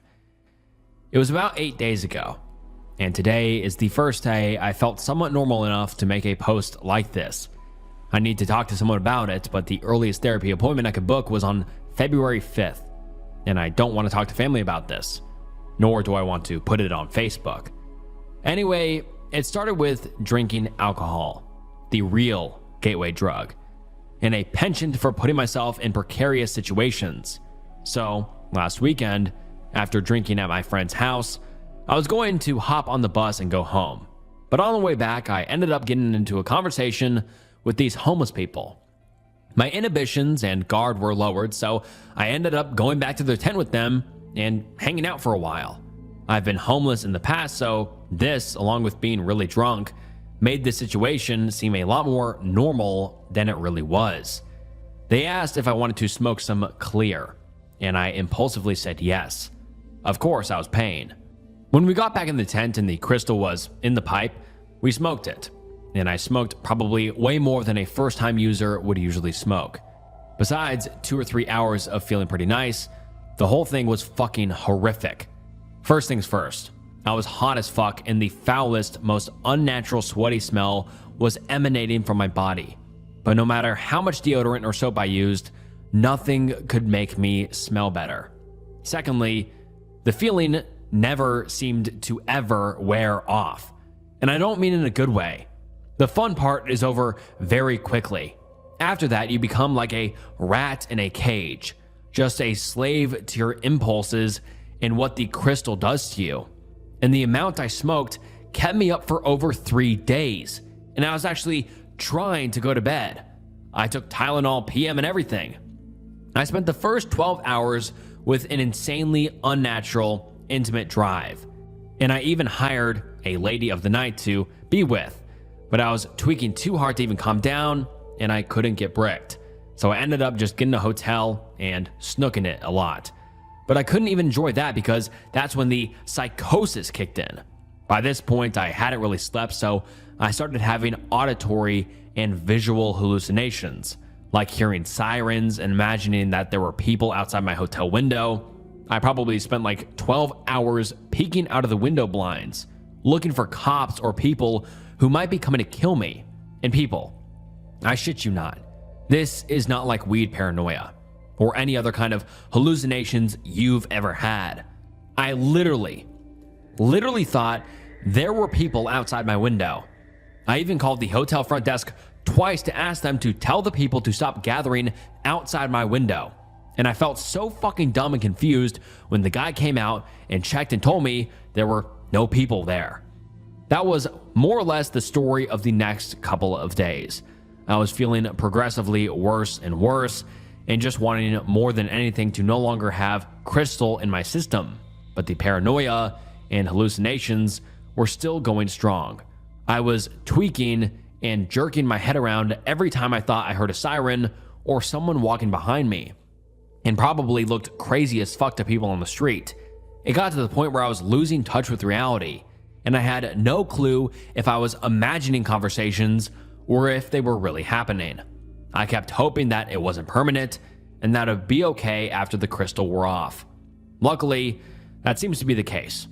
I do feel a little weird still, but I think part of that is just being really shaken by the experience. After 3 days of everyone looking at me like I was a monster, smelling like unnatural demon sweat, and almost losing my mind, I was finally able to get some sleep. And it took me about 4 days to finally start to feel better. I am entering outpatient rehab next week because if I hadn't been drinking so much, I wouldn't have gotten in such a horrible situation in the first place. Crystal was the most terrifying thing I have ever experienced. But if the experience helps me live a life free of alcohol and other drugs, then I guess it was a good thing in the long run. I bullied my brother to the point his own life. And that is just how the title reads. It's a little bit wonky. I don't know why, but let's get into the post. Hello. This is a little hard to type out, but I feel I must tell someone about what I've done years ago. This whole entire thing took years to even develop before he couldn't take it anymore. I used to be an only child until my little brother came along. I think the main reasons I've even bullied him was because I was jealous how much attention he was receiving from my parents. It started off as normal siblings. We would be kind to each other, play with each other, but eventually I grew to hate him about 4 years after he was born. We would always fight, hit each other. Obviously, every time I hit him, he would cry, but that never stopped me from doing so. Despite getting shouted at by parents that would only fuel my anger with him, I was always a troublemaker at school, would start fights with other kids, using lame insults that would make the kids upset. I never knew to contain my anger. Now back to my brother. While he was in grades 7 through 10, I would always shit talk him, despite him always being kind to me, wanting to hang out with me. Yet I always turned him down and insulted him. Even with his schooling, he would be a straight A student. I would still talk down on him about how stupid he is, why is he even alive, how spoiled he is. No matter what he did, it would always piss me off in some way or another. He was a very kind brother. Despite how he would sometimes mimic some of the bad stuff he'd see online, all he needed was to be guided properly. By an older brother, he never got. Instead, he would be physically and verbally abused by his older brother, not knowing exactly why. But before he could even get the chance to graduate high school and go to college, he ended up committing S-word. Family and friends never knew why, but obviously I did. It never sunk in what I caused until a month after, when we were at his funeral. Years has passed since the incident, and I still cry thinking about the way I treated him. It pains me very much to even type this out. Always frustrated at what I've done in the past. Took away a life of a wonderful little brother. Took away his future before we even became proper siblings. I'll never see him grow up anymore, nor will anything I do atone for my actions.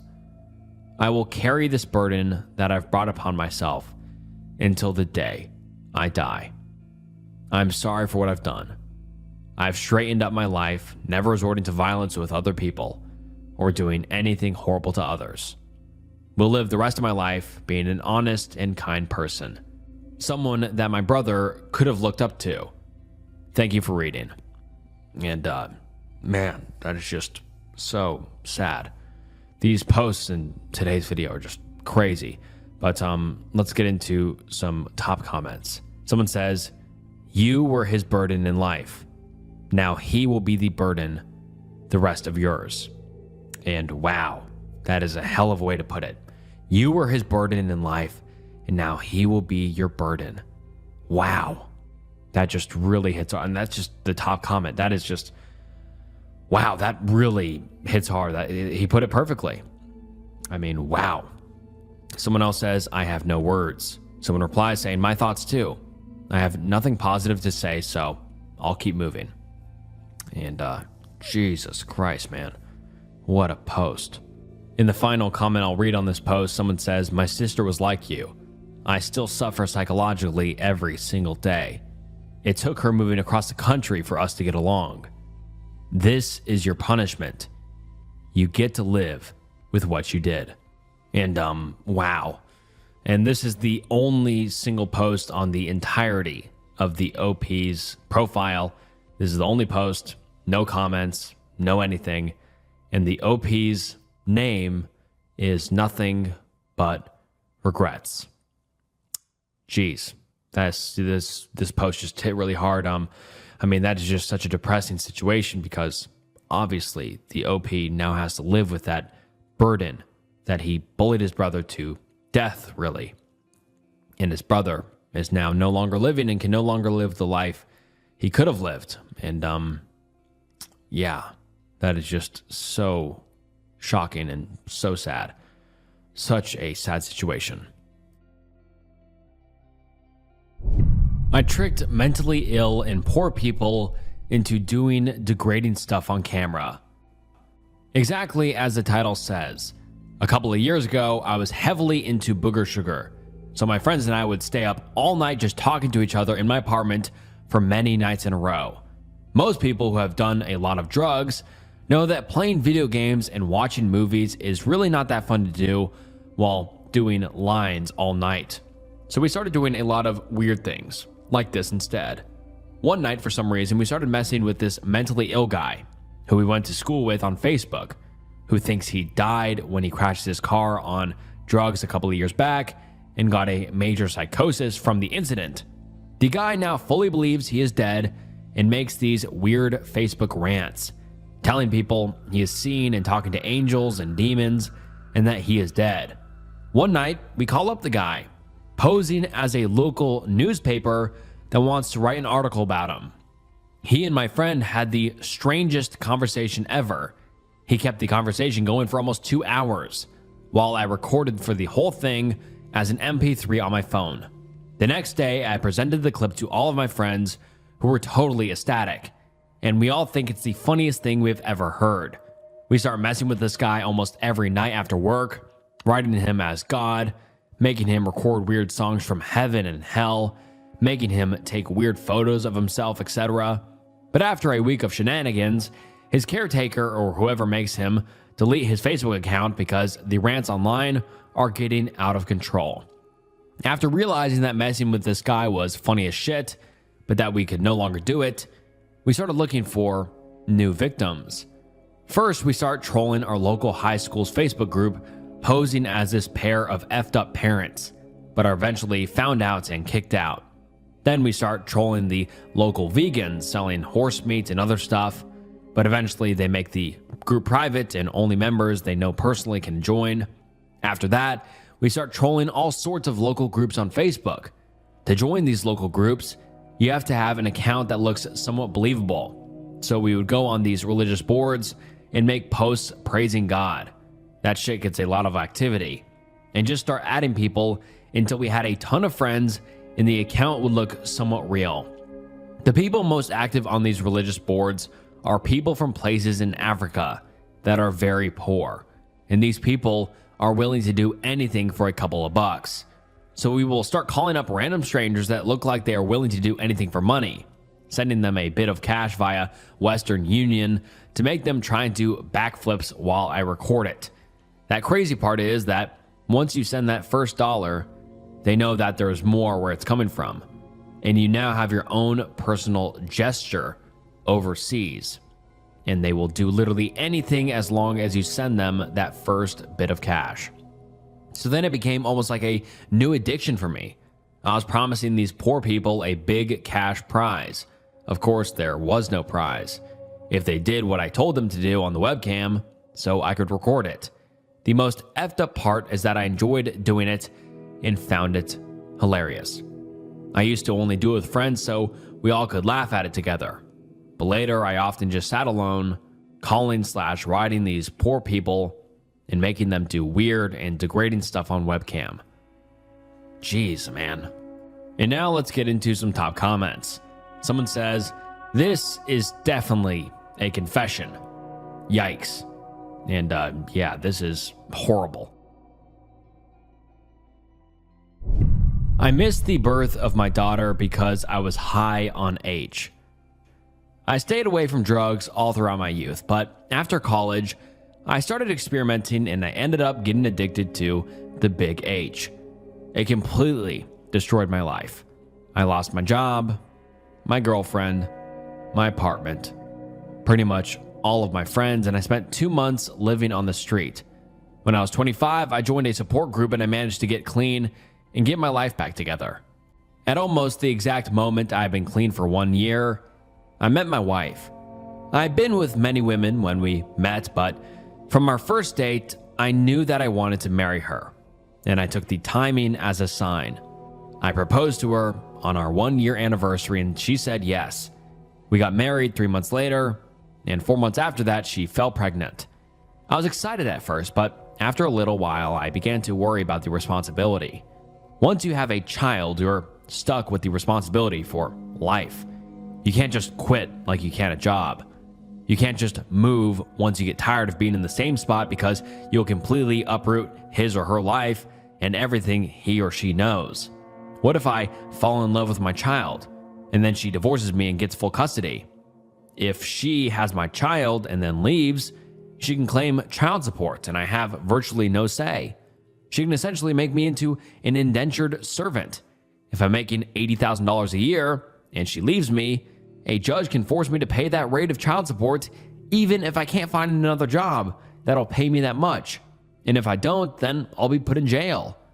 I love her with all my heart, but if she gets bored of me and decides to leave, she can use all of these things against me. Do I really want to risk it? I was pretty scared of the whole thing, but it was happening now and there was no way out. All of the pressure made me just start thinking about doing H again.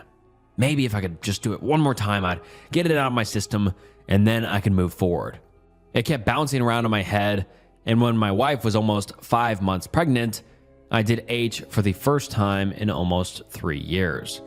2 weeks shy of being 3 years clean. This is the last time, I said. Then later that week, I did it again and I told myself, all right, this really is the last time. Just like that, I was hooked again.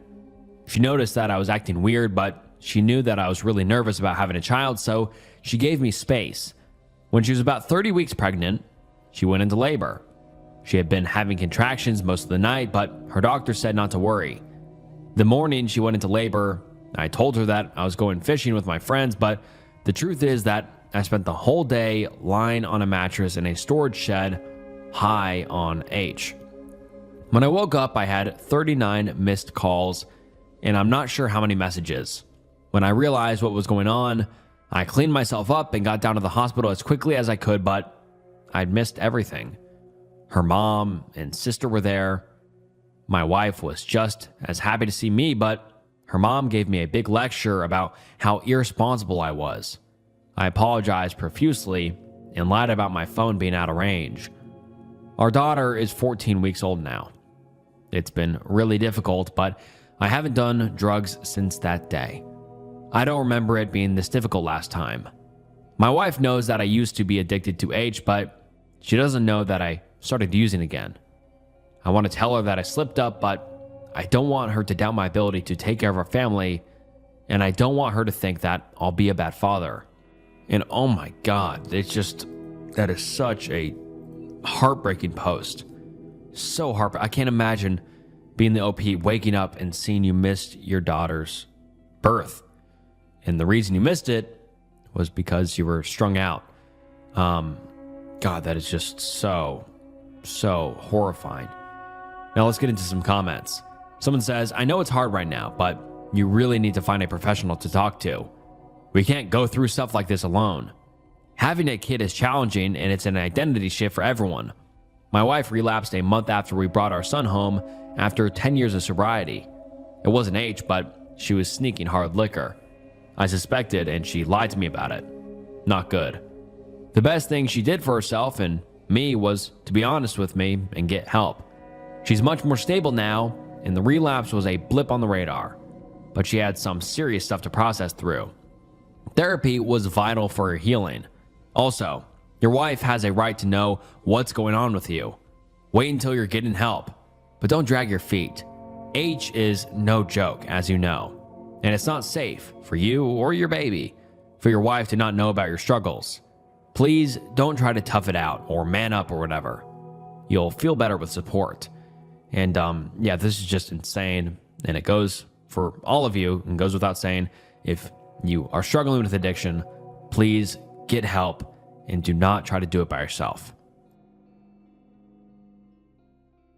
And all right, guys, with that last one, that wraps up some shocking Reddit confession threads.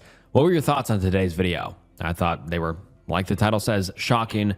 I thought they were pretty depressing and sad, but hopefully you kind of enjoyed the video or learned something or got a moral from some of these stories. I feel like I always learn something from recording these videos and learn that, you shouldn't take your life for granted, because at any moment it can end or you can be diagnosed with something or whatever. And be careful with addiction and all of those things. Thank you so much for watching the video. Please like the video, subscribe to the channel, and I just want to say thank you so much for watching to the end of the video. It means the world. Check out some other videos on the channel if you enjoyed this one. And this was Snook, and I'll see you next time. Bye. Most people are familiar with the FBI's most wanted list. Faces on posters, public tips, and nationwide manhunts. But today, we're getting into a different list. A list most people never see. Because the CIA doesn't have a most wanted list. They keep a targets captured list. No bounties, no press, no warnings. Just silent pursuit until the target is either captured or eliminated. If the CIA targets you, it's not a question of if, only when they'll take you out. Make sure to like the video and subscribe to the channel. The channel's goal is 1 million subscribers. And without further ado, let's get into the CIA's Most Wanted Explained. And before we begin, a quick note: the CIA doesn't maintain a public most wanted list, and anything current is classified. So in this video, we'll be covering individuals whose cases have been declassified, targets who have already been captured, exposed, or neutralized. And these are the men the CIA eventually let the world see. Rafael Caro Quintero. Rafael Caro Quintero, or Rafa for short, was a Mexican drug trafficker in the 70s and 80s. He was long described as the co-founder of the Guadalajara cartel and as one of the godfathers of the modern Mexican drug trade. Let's call it the G cartel for short, considering just how hard the name is to say over and over again. The G cartel was one of the first ever cartels to traffic booger sugar and cannabis into the US in the late 70s. But having a big cartel and title like the Godfather isn't enough for the CIA to come after you. You'd barely be a speck on their radar. The DEA, on the other hand, would be very interested in talking to you, but that's where it all went south. Rafa was born on the 24th of October 1952 in La Noria, a tiny village buried in a region full of major drug traffickers. He was the oldest of 12 children. His father was a farmer that died when Rafa was just 14 years old. He worked with his mother to take care of his family, becoming the next head of the house. 2 years later, he left the village and settled down in Cabaraca, a bigger town, where he became a rancher. Through all this time, he claimed his highest level of education was the first year of primary school. He worked as a rancher for another 2 years before he met Pedro Aviles Perez at 18. At this time, he had been working as a truck driver for a while, as well as other odd jobs such as working in a bean and corn plantation, anything to make ends meet. Pedro was a Mexican drug trafficker that taught him the art of planting marijuana, and so Rafa used some of his family's land to do so. But eventually he left his home state altogether to join the drug trade in Chihuahua. Caro grew more and more marijuana on his brother's ranch, before earning enough to buy several other ranches in the surrounding areas, becoming richer, as well as becoming a lot more powerful. Soon enough, he formed the G cartel, with a few others in the late 70s. This cartel pioneered the drug trade. It was the first to do it, before almost anyone else on such a large scale. He began trafficking drugs into the US, and in only a few years was being described in Mexican media as one of the narco de narcos. He expanded the cartel even further, building the huge Rancho Buffalo weed plantation in Chihuahua, estimated to be around 1,000 hectares, roughly the size of an entire small town. This massive plantation would be used to produce billions of dollars worth of marijuana. It wasn't very long-lived though. On November 14th, 1984, over 450 Mexican soldiers raided the ranch. They were acting on DEA intelligence and were armed, had helicopters, and successfully achieved their objective of seizing and burning the G cartel's product, wiping out 4,000 to 5,000 metric tons of marijuana. That's the same weight as around 1,000 fully grown elephants. This was marijuana worth several $1 billion. That's back in the early 80s. That'd be worth around $10 billion now. Rafa was angry. His beautiful ranch and marijuana all burnt to the ground. He wasn't just going to sit there and take it, and so he made possibly the worst decision that secured his fate. Remember how I said that simply being a drug lord isn't enough to get yourself on the CIA's radar? Well, Rafa's following actions was more than enough for the CIA to step in. He retaliated against the DEA by abducting undercover DEA agent Enrique Kiki Camarena in broad daylight. If there's one thing governmental agencies hate more than drug lords, it's public humiliation. Another DEA agent was abducted on the same day, a pilot, Alfredo Zavala Avalar, who was flying reconnaissance. This all took place on the afternoon of February 7th, 1985. The abducted agents were taken to the heart of the cartel city of Guadalajara, the house proudly owned by Rafael Caro Quintero. The agents were tortured for an agonizing 30 whole hours before being murdered. Their bodies were found a month later, on March 5th, wrapped in plastic, buried in a shallow grave. And this launched the DEA's largest homicide investigation to date, Operation Leyenda. He was eventually arrested for the first of many times on April 4th, 1985. But how? Well, the DEA wasn't working alone. As it turns out, the CIA had kept tabs on Rafa for a while, but right after the kidnapping, they went all out. They gathered as much information on Rafa as possible to capture and arrest him, information the DEA would have never been able to get on their own. Once he'd been arrested, the CIA never took him off their radar. A year later, on January 12, 1986, they made a surprise, forceful search on Rafa's prison. They seized electrical appliances, jewels, and money, which added up to over 300 million pesos, worth almost 50 million US dollars today. The authorities blamed the guards for the corruption, and the guards blamed the authorities.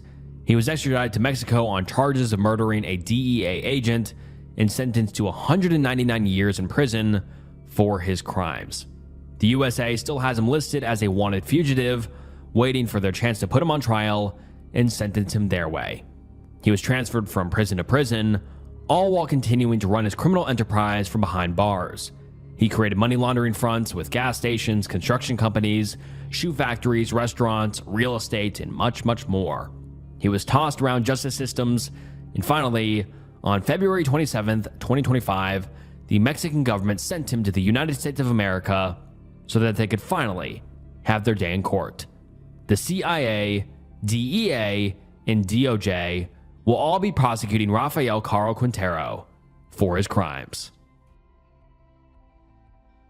Abd al-Rahim al-Nashiri. Abd al-Nahim Hussein Muhammad Abdul al-Nashiri, well, that's a mouthful, was born on January 5th, 1965 at Mecca. He is one of the most notorious individuals out there, being accused for the bombing of the USS Cole and other maritime attacks.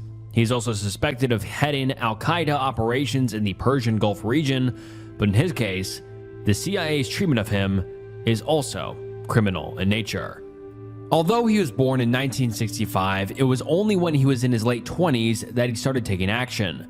He moved to Afghanistan in the early 90s to participate in attacks against the Russians in the region, with the USA supporting the Mujahideen's actions at the time. In 1996, he ended up meeting Osama bin Laden for the first time. It was here that bin Laden tried convincing him to join al-Qaeda, but al-Nashiri refused because, as it turned out, he found the idea of swearing a loyalty oath to bin Laden as distasteful. He then traveled to his home in Yemen, where he first started getting the ideas for his first operation. These ideas came to shape after he started noticing many US and other foreign ships along the southwest coast of Yemen. He went back to Afghanistan a year later, and this is when he started to take serious action. Nashri met bin Laden again, but declined to join his group still, instead fighting with the Taliban against the Afghan Northern Alliance, and assisted in the smuggling of 4 anti-tank missiles into Saudi Arabia. He also arranged for to get a Yemeni passport. His cousin was subsequently identified to be one of the escort bombers in the 1998 U.S. Embassy bombings in Kenya. It was the same year that Nashri finally joined al-Qaeda, reporting directly to bin Laden. It was nearing the end of the year, 1998. Nashri planned to attack a U.S. vessel with a boat full of explosives, and bin Laden personally approved of this plan, completely funding it. Nashri first tried to attack the USS The Civilians as a part of the infamous 2000 Millennium attack plots, but the boat he used for this was way overloaded with explosives and started sinking. His next plan, however, was successful. The USS Cole bombing killed 17 US sailors, injuring several others. He rose up the ranks in al-Qaeda, becoming the chief of operations for the Arabian Peninsula. He organized the Limburg tanker bombing in 2002, a French ship off the coast of Yemen, and has been part of several other attacks. And the CIA had enough.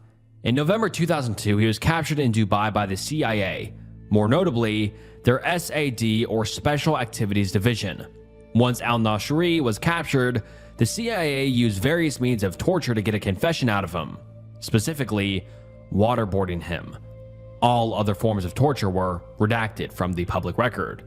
During his trial, in Nashri's opening statement, he said all the confessions were false, including the French vessel Limburg incident, the USS Cole bombing, the rockets in Saudi Arabia, the plot to bomb American ships in the Persian Gulf, relationships with people committing bombings in Saudi Arabia, Osama bin Laden having a nuclear bomb, and finally a plan to hijack a plane and crash it into a ship.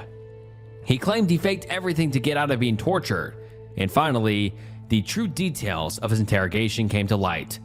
They slammed him against the wall, shoved him into a small box, waterboarded him, deprived him of sleep and clothes, and threatened to turn him over to others who would no doubt murder him, or torture him, or worse.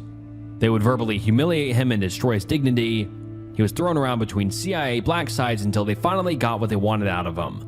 Eventually, the charges were dropped, picked up, countersuits were filed, and the case is still ongoing to this day.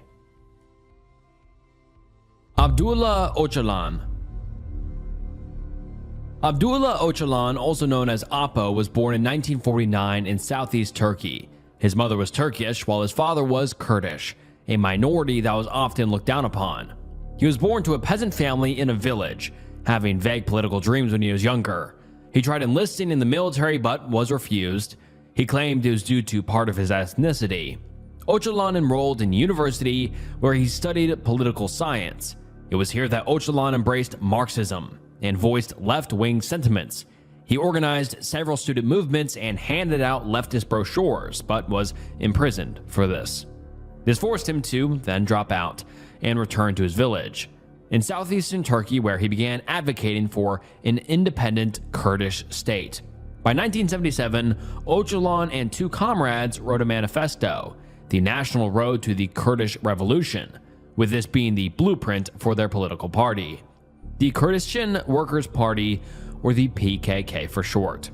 In 1979, unrest in Turkey forced Öcalan and his associates to flee to Syria, where they began training to form the core of the PKK. It took them 7 years, but in 1984, they began an armed campaign for a Kurdish state by attacking a pro-government village in southeast Turkey. Their operations expanded all across southeast Turkey, including ambushes on military patrols, attacking village guards, bombings in cities. The Turkish state responded with a large-scale counterinsurgency campaign, village evacuations, and widespread human rights abuses. Over 30 to 40,000 people died by the late 1990s, many of them being Kurdish civilians. By this time, Turkey, the US, and the European Union designated the PKK as a terrorist organization, holding Öcalan personally responsible for terrorist attacks, becoming Turkey's most wanted fugitive. But through this, there were attempts at remedying the situation. In 1993, the first ceasefire was announced, but collapsed later that year after the Turkish president was assassinated.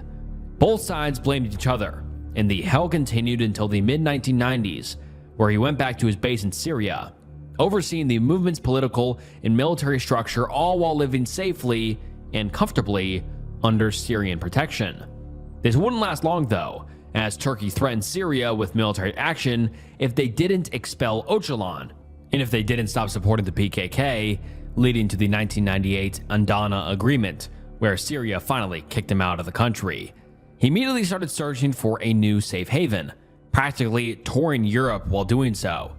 He first went to Moscow. A Russian Duma committee initially voted to grant him asylum, but the government didn't want to formally approve it, with Turkey and the US pressuring them not to do so, so he was forced to look somewhere else. Italy was next. Arriving in Rome with a forged passport, the Italian authorities arrested him on an international warrant, but placed him on house arrest in a hospital. Turkey requested Italy to extradite him, but Italy refused as the death penalty is in force in Turkey, and Italy was bound by European human rights standards. Rome couldn't find anyone else to take him, so for the next couple months, he was stuck in Italy. They wouldn't let him leave, but they wouldn't extradite him either. Eventually, the diplomatic pressure and lack of a legal framework forced Italy to release him, where he went to Greece. He was sent from Greece to Kenya to escape European scrutiny, where he was arranged to be brought to the Greek embassy in Kenya, the worst possible option. You might recall I mentioned earlier that it was around this time al-Nashri's cousin was identified as an S-word bomber. The bombing was at the US embassy in Kenya. The country was crawling with US intelligence and special forces, and all this time, the CIA had been waiting to pounce. While he was in Europe, it would have been too risky for them to make a move. He was deep in a legal rabbit hole with way too many countries involved. If anything went wrong, it could destroy US-Europe relations and cause more harm. But when Greece took him in, it gave the US and Turkey an opening to launch their operations. As soon as he landed in Kenya, the Greek embassy was placed under surveillance. His cell phones were tapped, monitoring his conversations with political contacts as he sought asylum. He was abducted in Kenya while on his way from the Greek embassy to the airport in Kenya, an operation carried out by the CIA in the Turkish National Intelligence Organization. His trial was rigged from the start, with many people suspecting heavy CIA involvement and manipulation. His lawyers weren't allowed to meet him, and he wasn't allowed to meet his lawyers. He was interrogated for 10 days without legal counsel, and even the judge took part in his interrogation. Eventually, after a completely unfair legal battle, he was sentenced to death for treason and separatism, also being banned from holding public office for life. His death sentence was commuted to life imprisonment, but some argue that's much worse. Carlos the Jackal. Elite Ramirez Sanchez, or better known as Carlos the Jackal, was born on the 12th of October 1949. Carlos was the son of a Marxist lawyer, Jose Altagracia Ramirez Navas. He was named Ilich after Vladimir Ilich Lenin, a prominent Marxist activist and head of government of Soviet Russia, someone that Carlos's father clearly looked up to. He named his other children Lenin and Vladimir. Considering this, Carlos grew up in a very political environment in Venezuela. He joined the youth movement of the Venezuelan Communist Party and even spent summer camp at Camp Matanzas, a guerrilla warfare school run by the Cuban Intelligence Directorate, basically Cuba's version of the CIA. The same year, his parents divorced. His mother took him to London, where she tried to enroll him to the University of Paris, but eventually he ended up at the Patrice Lumumba University in Moscow.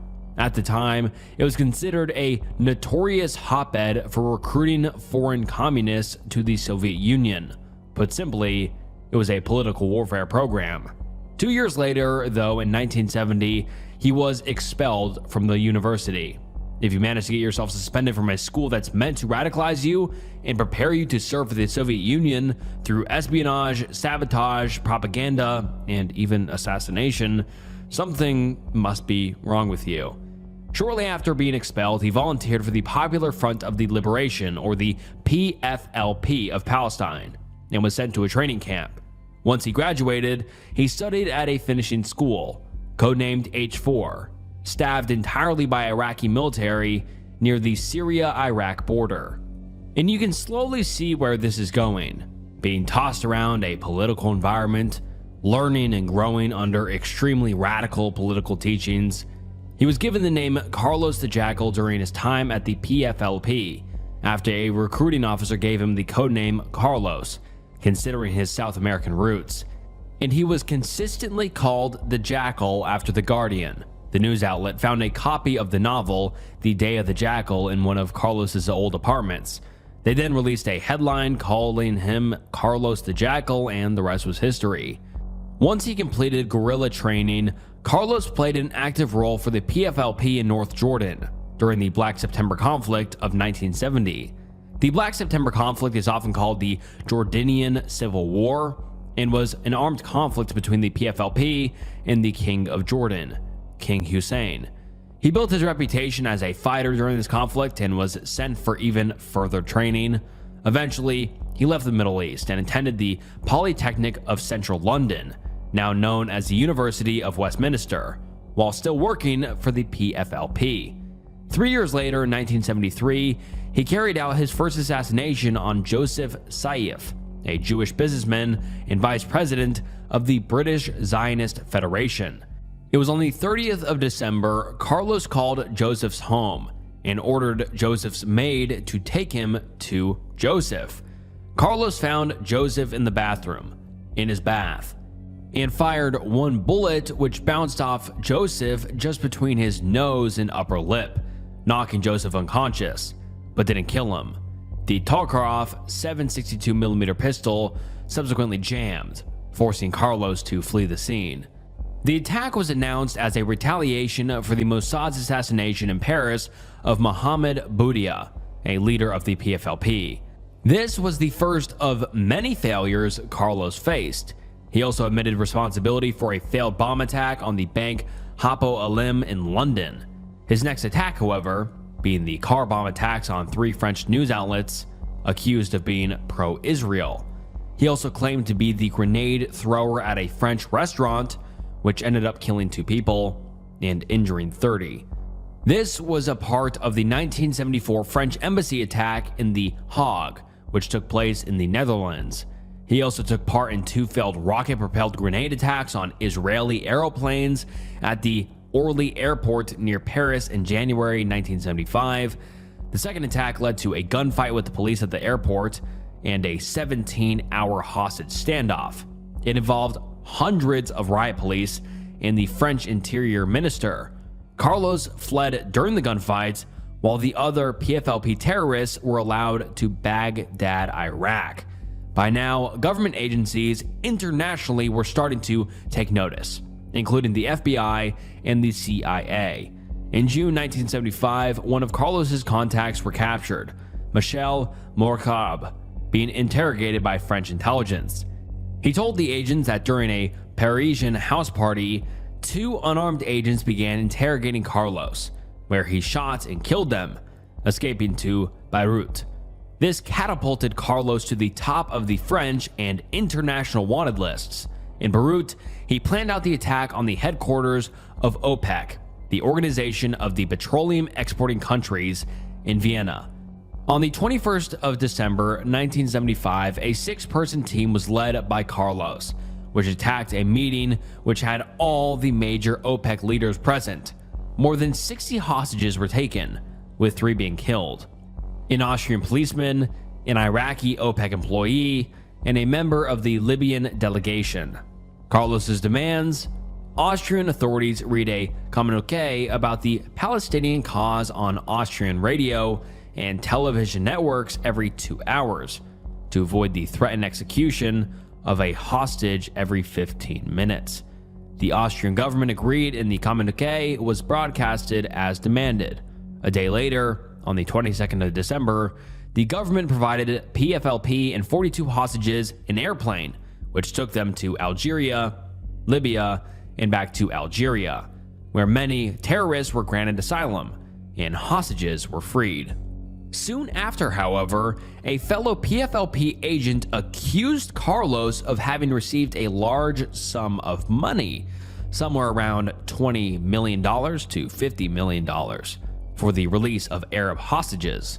Carlos claimed that it was the money paid by the Saudis on behalf of the Iranians and was diverted en route and lost by the revolution.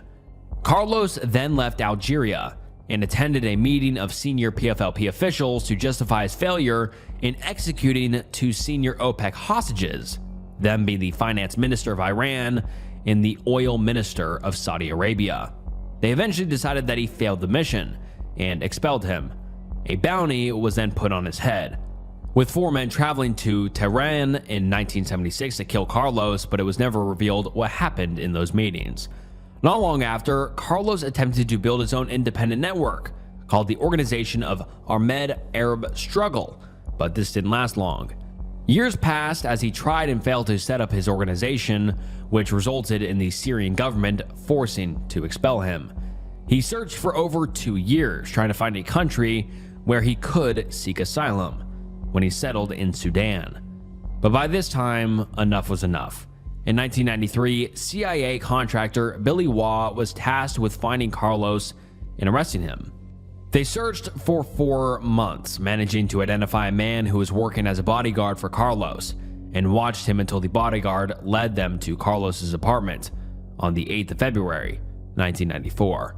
They established an observation post in an abandoned hospital across the street and watched him for another 4 months, eventually handing their intel to French intelligence.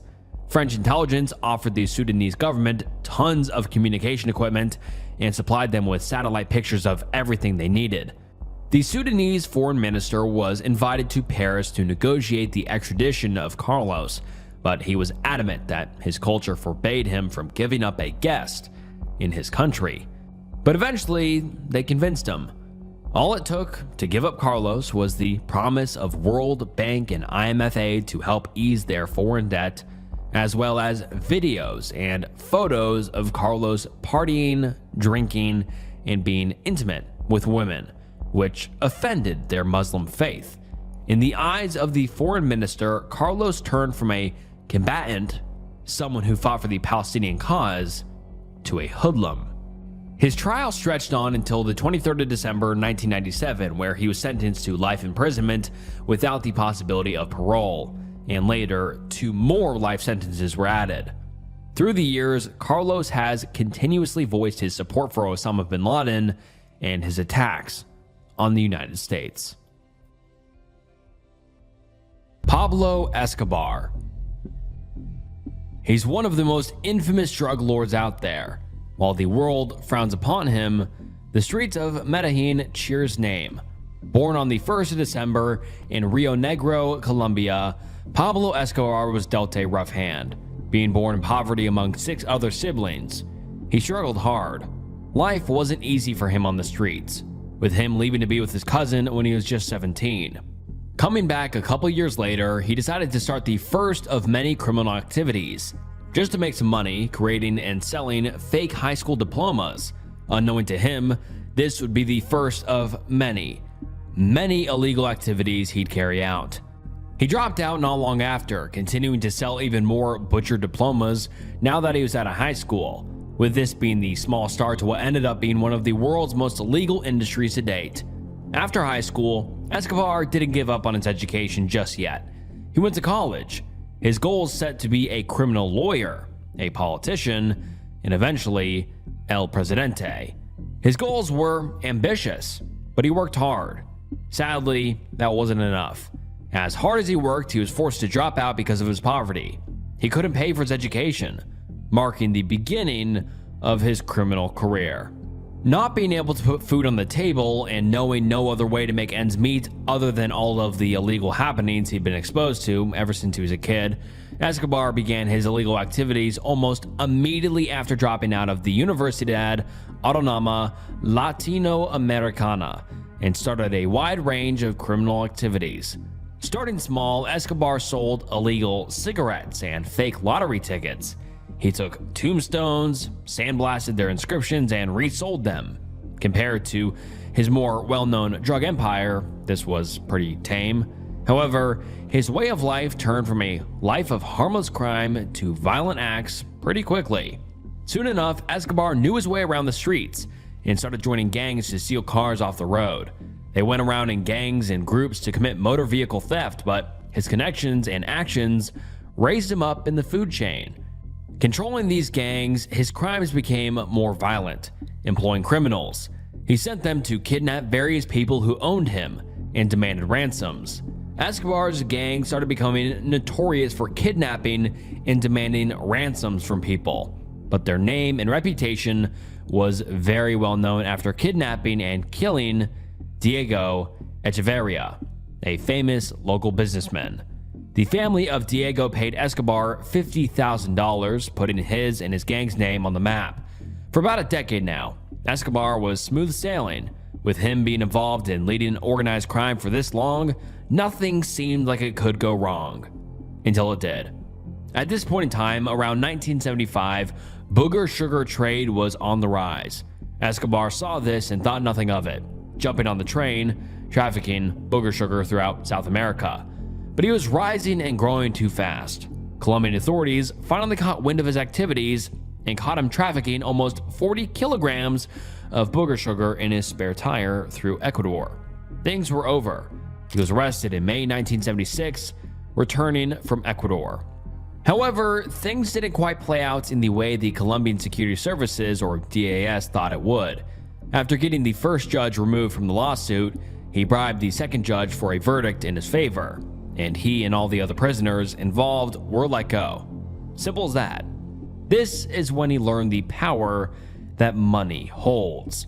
He bribed tons of officials and politicians to gain more and more power and control, giving them the carrot or the stick, or as he put it, silver or lead. It was as simple as, you accept the bribes, you get paid. If you reject them, you get assassinated. This was his intimidation method. With money, he could do anything. Nobody could stand in his way. If they did, they'd either move aside for the cash or he'd force them to. Soon he realized the true potential he held, so he put his plan into motion. Bribing several Colombian politicians, he had them in his pocket, both conservative and liberal parties. His goal wasn't power, yet it was self-preservation, safety, and ensuring the law wouldn't be an issue to him ever again.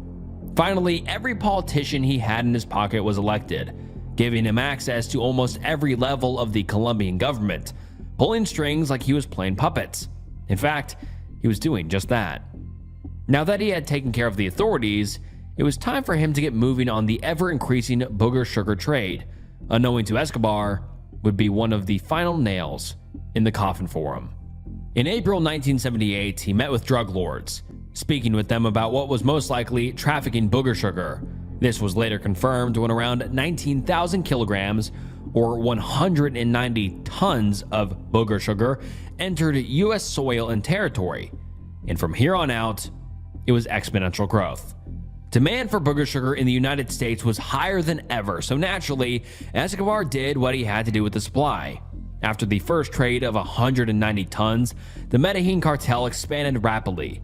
More shipments were used for smuggling, more routes were created, and more main entry points into the U.S. were formed in California, South Florida, and Puerto Rico, with other parts of the country being used as well.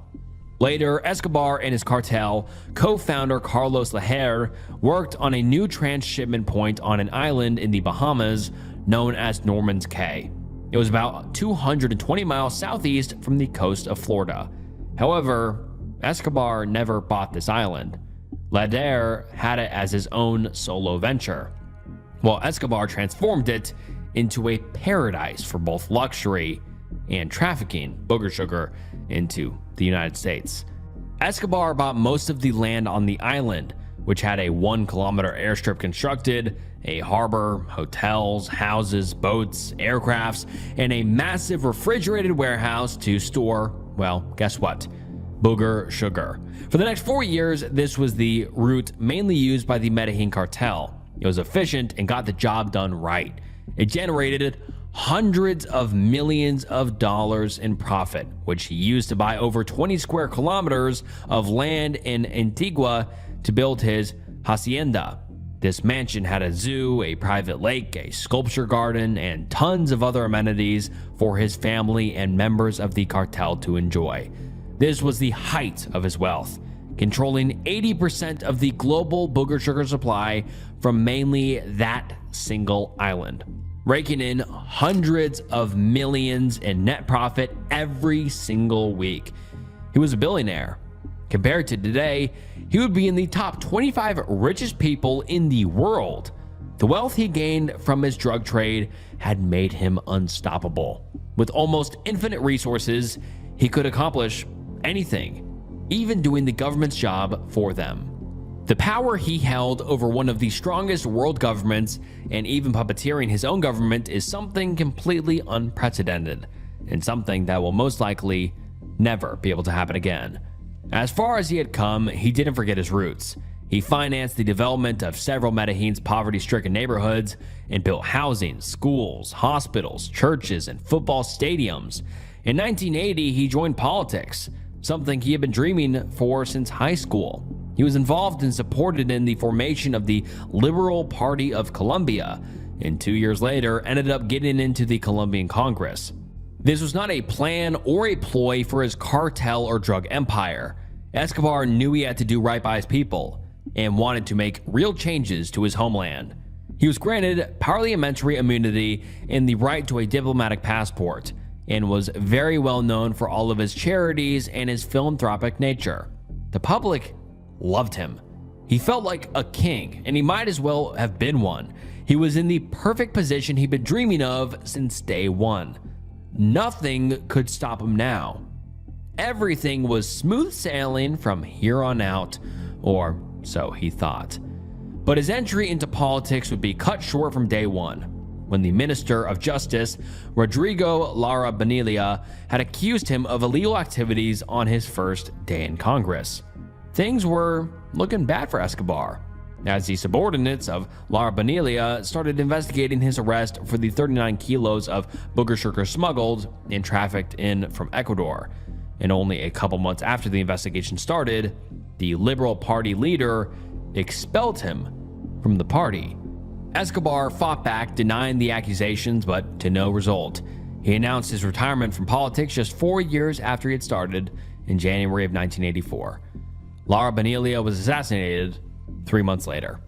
Escobar was wanted, and while bribing and murdering worked everywhere else, he couldn't get his control over the Colombian judiciary. In the fall of '85, bribing and murdering several judges, Escobar requested the government for a conditional surrender, where he wouldn't be extradited to the United States. This was denied at first. However, after forming an organization known as the Los Extraditable Organization, he created to fight the extradition policy in Colombia near the end of '86, the policy was declared illegal as being signed by a presidential delegation, not the president himself. Since the president at the time did not sign it himself, the policy was declared illegal and Escobar had won over the judiciary. However, soon enough, the new president had put the decision on review, with his victory being short-lived at best. However, Escobar had moved past that, still holding a grudge against the Liberal Party leader, to which he had him assassinated for kicking him out of the party and politics as a whole. But that wasn't the end. He wanted to cripple the party. The leader's next in line was scheduled for a flight on 18th of August 1989, on which a bomb was planted.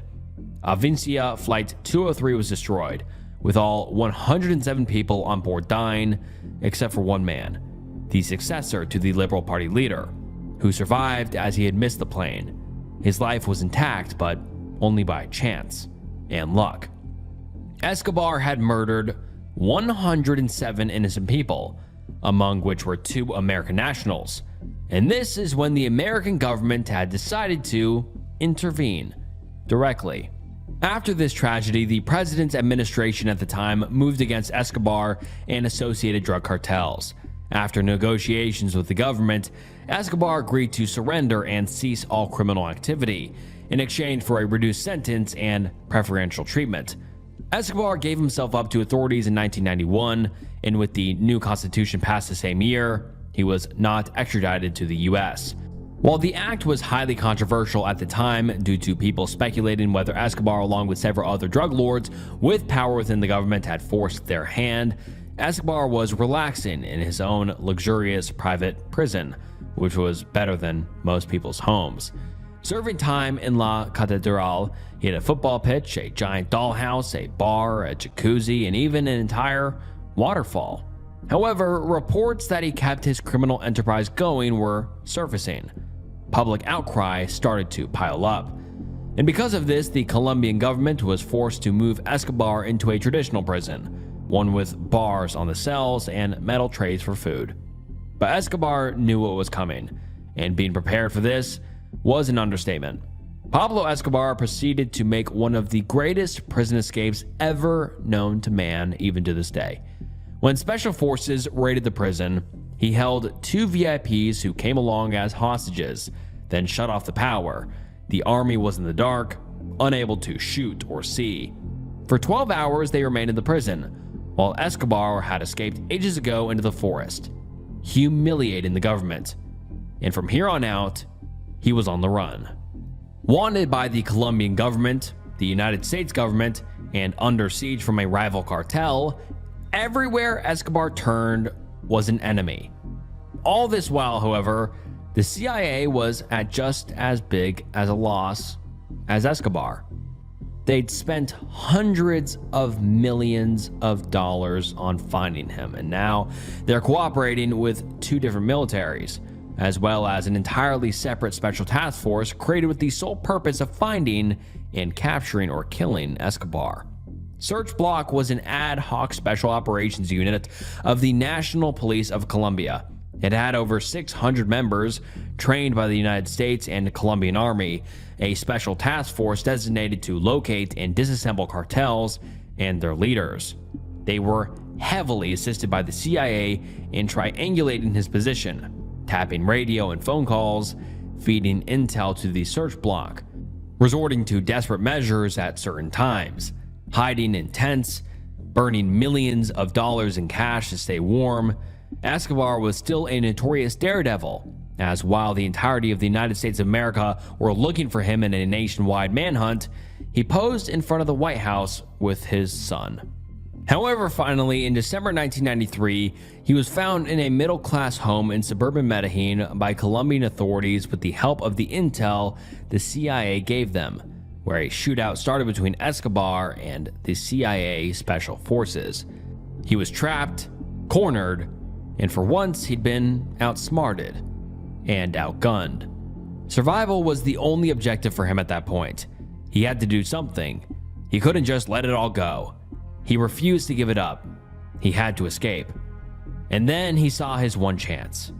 Using the last of his strength, he tried to get up on the roof, but it was too late.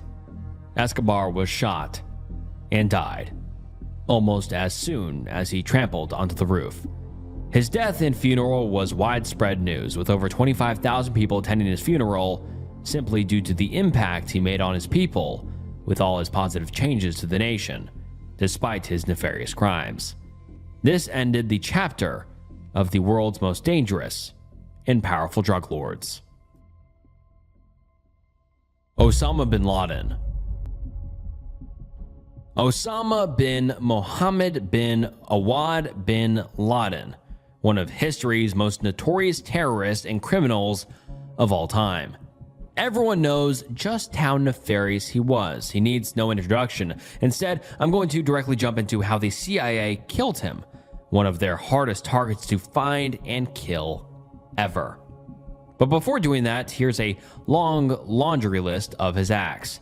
He played a key and important role in the Soviet-Afghan War. He was alleged to be involved in the 1988 Gilgit massacre. He created Al-Qaeda, one of the world's worst terrorist organizations ever, was part of the Iraqi invasion of Kuwait in the Gulf War, was expelled from Saudi Arabia, declared war on America, directed hundreds of terrorist attacks globally, did 9/11, and that was the trigger for the CIA. They began sending troops to Afghanistan to interrogate the Taliban, and capture al-Qaeda operatives. The Special Activities Division was leading the investigation, and the target was clear. Osama bin Laden was wanted, captured, or killed.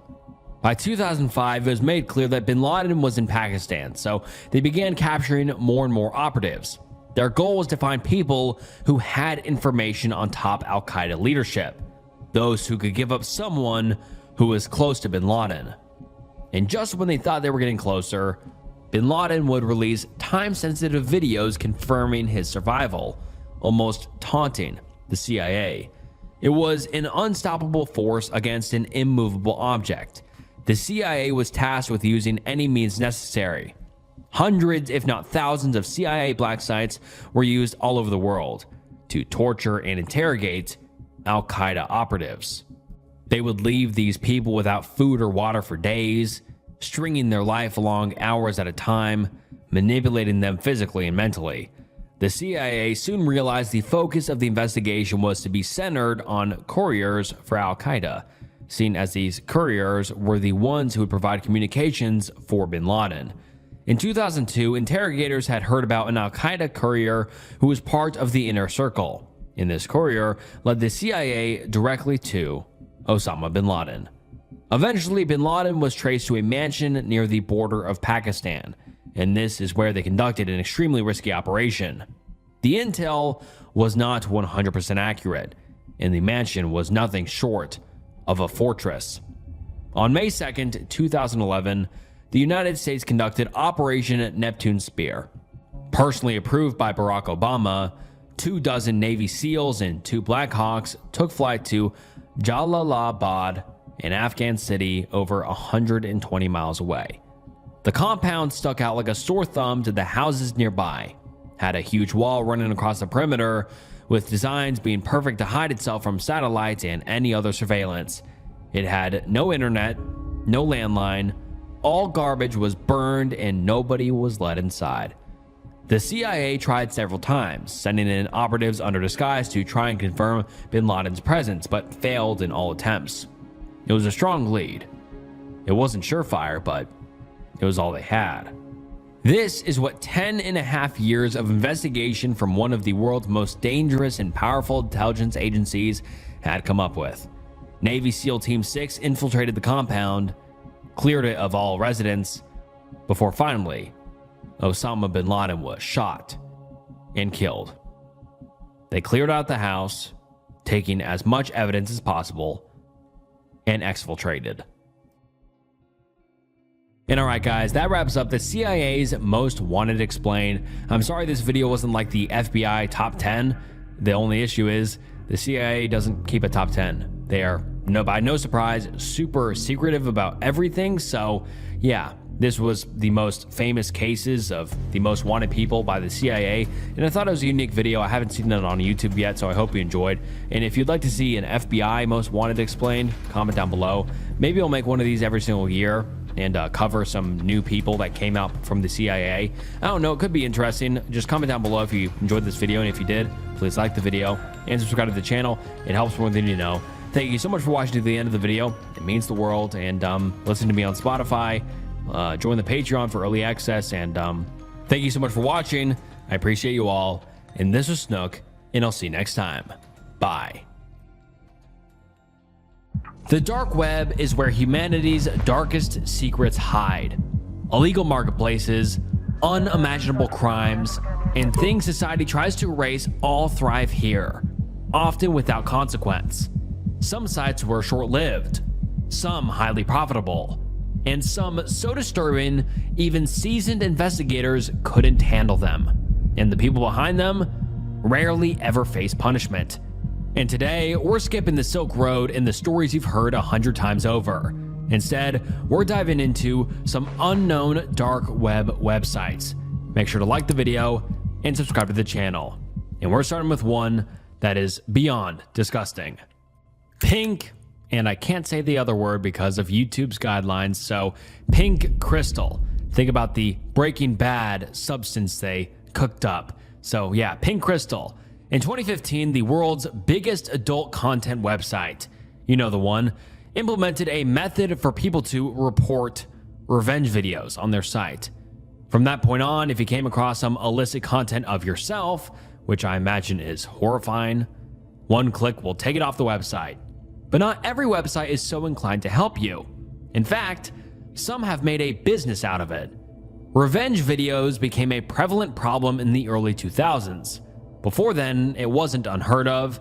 Many people were caught sharing illicit photos of their exes, but the difference is, these incidences were isolated, often shared among close friends, which is gross to say, but that's like max 20 people. Your standard loser didn't have the resources to humiliate their ex on the macro.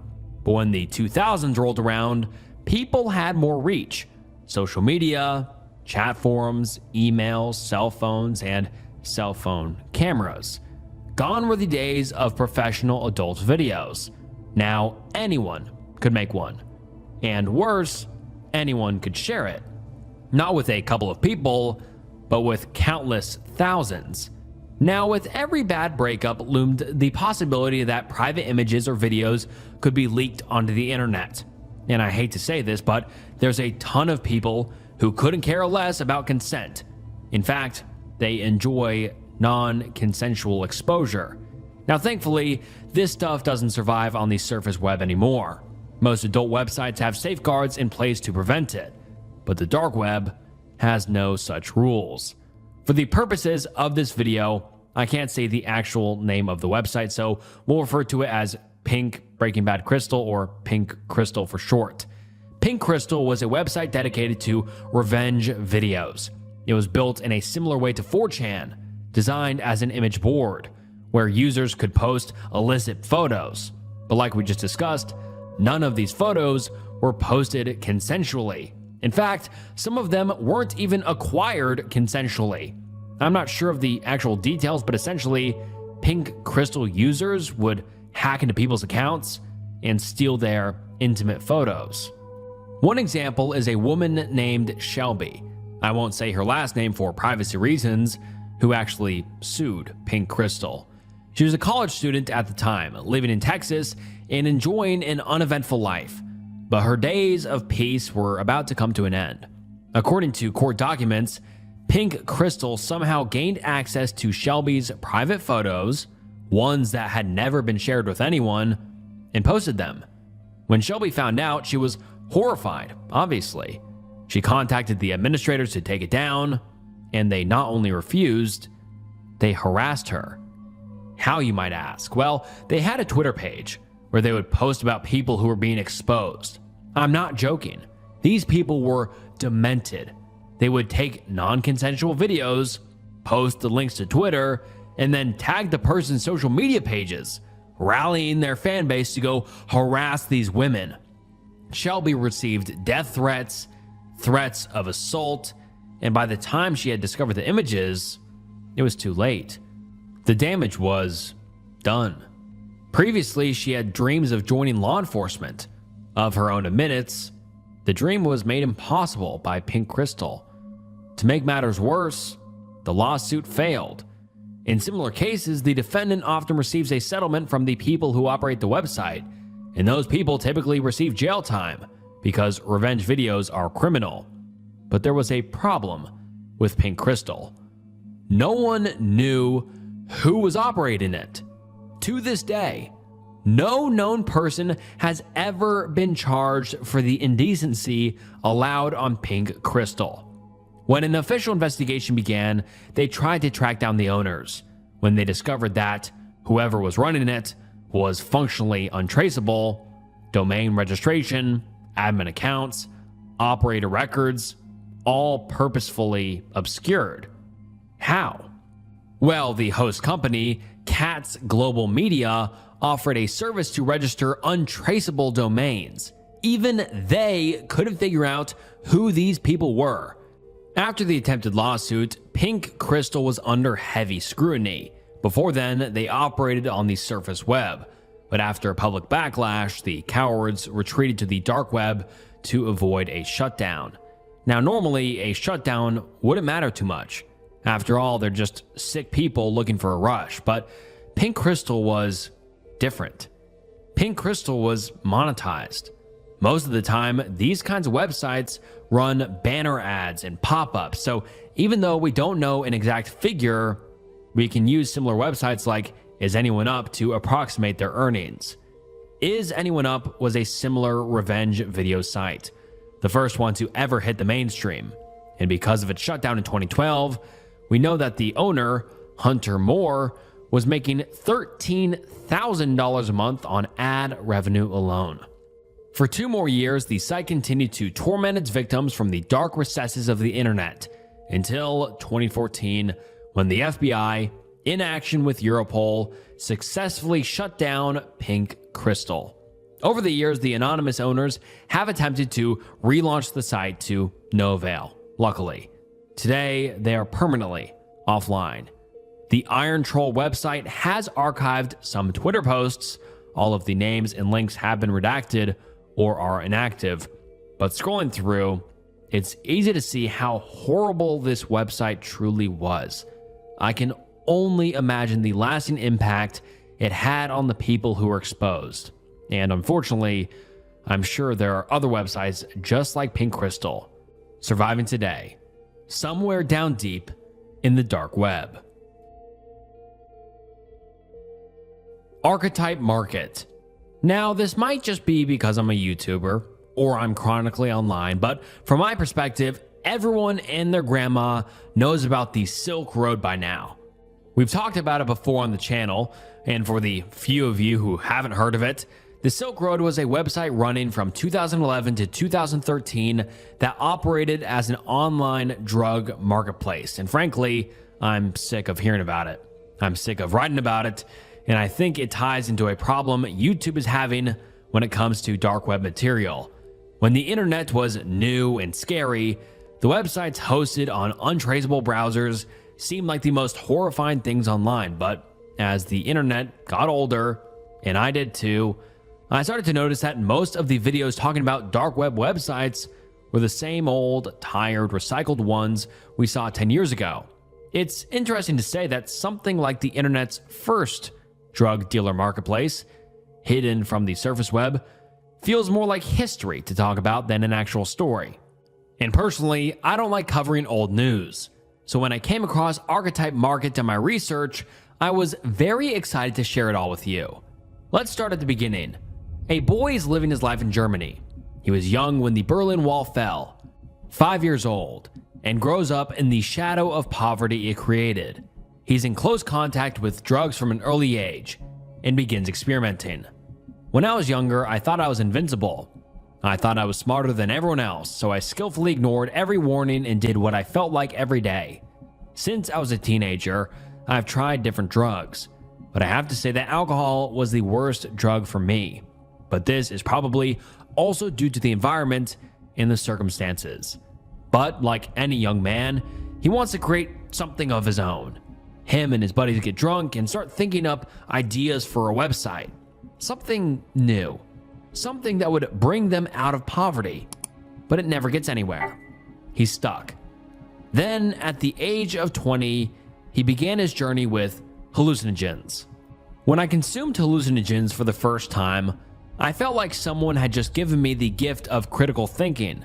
I started to question a lot of things. Firstly, why I'm drunk almost every day. I realized that I'm very far from what I imagined for my future when I was still a child. As a child, I always wanted to practice a social profession and do something good for the world and for my fellow human beings. But at that time, I actually did exactly the opposite. I showed antisocial behavior and got on everyone's bad side as best as I could. I think that was also my ego death. I realized and perceived many things that I did not perceive before. After my first trip, I wanted to do it again, quickly, and took 4 more trips within a few months. After the 4th trip, I had a new self-image and didn't want to drink alcohol anymore. I stopped drinking alcohol overnight and haven't had a drink for over a year. I started to focus on the goals of my childhood, and of course, I have also set myself some new goals. Cue the Silk Road. The boy, now a man, sees the work of Ross Ulbricht, creator of the Silk Road, and is inspired. He starts to develop his own ideology, a belief, that drugs shouldn't be illegal. He believes that drugs in all forms aren't necessarily evil. They aren't good, they aren't bad, they just are. And he begins to believe that drugs shouldn't be criminalized in Europe. After all, it's a victimless crime. If he created a marketplace, it would be to further his political ideal, that true freedom means illicit substances are legalized. But he doesn't like the actions of Ross Ulbricht. It was clear to our young man here that Ross was motivated by greed. He believed that a new website could do some good, give freedom to the people, and destigmatize the industry. All of what I just described was from a German interview conducted with our young man in 2021. He had developed an archetypal sense of manhood. He wanted to do what he believed was his duty. His name was Mark Hegemeister, and he founded Archetype Market, the longest running online drug marketplace ever created. Launched in 2020, Archetype Market hit the ground running, wanting to be different from the Silk Road. Arms trafficking wasn't allowed. No personal listings. It was an unadulterated online store solely for drugs. The website had 6 vetted distributors, covering a couple of different bases. I won't list what drugs were sold. I don't want YouTube to flag me, but they sold most of the popular narcotics we see today. Mark studied the Silk Road and learned from Ross Ulbricht's mistakes. He made sure no communications were done from personal emails, no identifying information was on the site, and everything was deeply encoded. He implemented a cryptocurrency called Monero for transactions to keep everything totally anonymous. Most other drug marketplaces today are taken down quickly, but because of his efforts, Archetype Market survived for 5 years, which is basically unheard of in 2025. But it wouldn't last forever. Europe was hot on his heels. Agencies all over the continent were on the hunt for this new drug lord. Ideology or not, good intentions or not, he needed to be taken down. The fact of the matter is, freedom or not, people die on drugs. Hundreds of thousands of people have lost their lives to the free-minded ideology Mark Hegemeister supported. And unfortunately for him, he was the top marketplace on tour. And with that exposure came his downfall. Operation Deep Sentinel was born. A sentinel is a guard, a soldier, whose job is to keep watch over something and keep the people safe. Operation Deep Sentinel was a joint effort between Europol and police agencies from 44 different countries to protect the people and clean up the dark web. And after half a decade, they finally seized the website and arrested Mark in June of 2025. Now, let's not get it twisted. Mark was a drug dealer, plain and simple. His actions probably resulted in deaths, countless families being damaged or destroyed, and I only wish he would have used his passion for something else. Because maybe he could have done the world some good. But today, Mark is in jail, awaiting trial, and Archetype Market joins the graveyard of similar marketplaces, never to return. Welcome to video. Of all the entries on this list, this one is the most sickening, bar none. In June of 2015, a website launches on the Tor browser, and very quickly, it picked up traffic. Their service, selling videos. Many videos. Some had been circling around the internet for years. Some were brand new. But the owner wanted a place to keep them all. A marketplace for sharing these videos to the widest possible audience. And as you may have guessed by now, these videos were terrifying and about children. Now, I want to say really quickly, I read the comments, I hear you all, and I don't want to keep saying cheese pizza, but unfortunately, even the more respectful term you've all been recommending gets flagged by YouTube. I know many of you have been requesting I begin using the other term, and I want to. I want to be as respectful as possible when covering these cases, but unfortunately, YouTube doesn't like us even using those terms. And with that said, I think stories like these are very important to talk about. Exposing these disgusting people is one way to help combat the problem, and the only way I can do so is by using cheese pizza as the acronym. So I'm sorry in advance. I'm going to try to say it as scarcely as possible. Now, most websites that host cheese pizza are small. It's not very often we hear about one with more than a couple thousand articles of cheese pizza material, which is crazy to say. Obviously, any cheese pizza material is terrible, but a couple thousand is unfortunately the standard. But it doesn't typically get above that, because these kinds of websites garner ridiculous attention, which is disgusting to say the least, but law enforcement puts the boot on the neck of these sites with frequency. Just this year, there was something called Operation Grayskull, which executed in an effort to shut down 4 dark web websites that hosted cheese pizza. In total, 18 people were arrested, receiving 300 years of jail time altogether.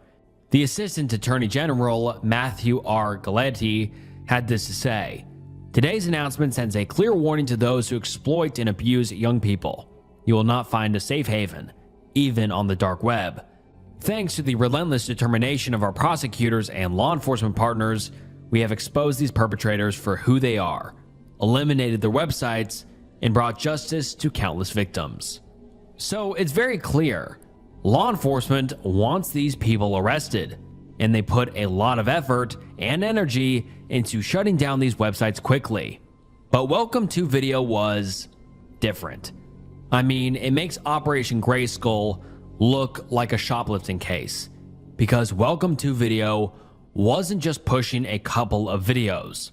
Like I said, this was designed to be a marketplace, and Welcome to Video was a very successful, very insidious marketplace.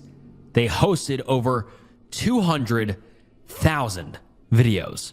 Yeah, you heard me correctly. 250,000 videos on one website. And those numbers don't turn up overnight. No, this website was active for years, and they had an unbelievable 1.2 million registered users. I wish I were making this up. It makes me genuinely sick to say that out loud, but unfortunately, it's true.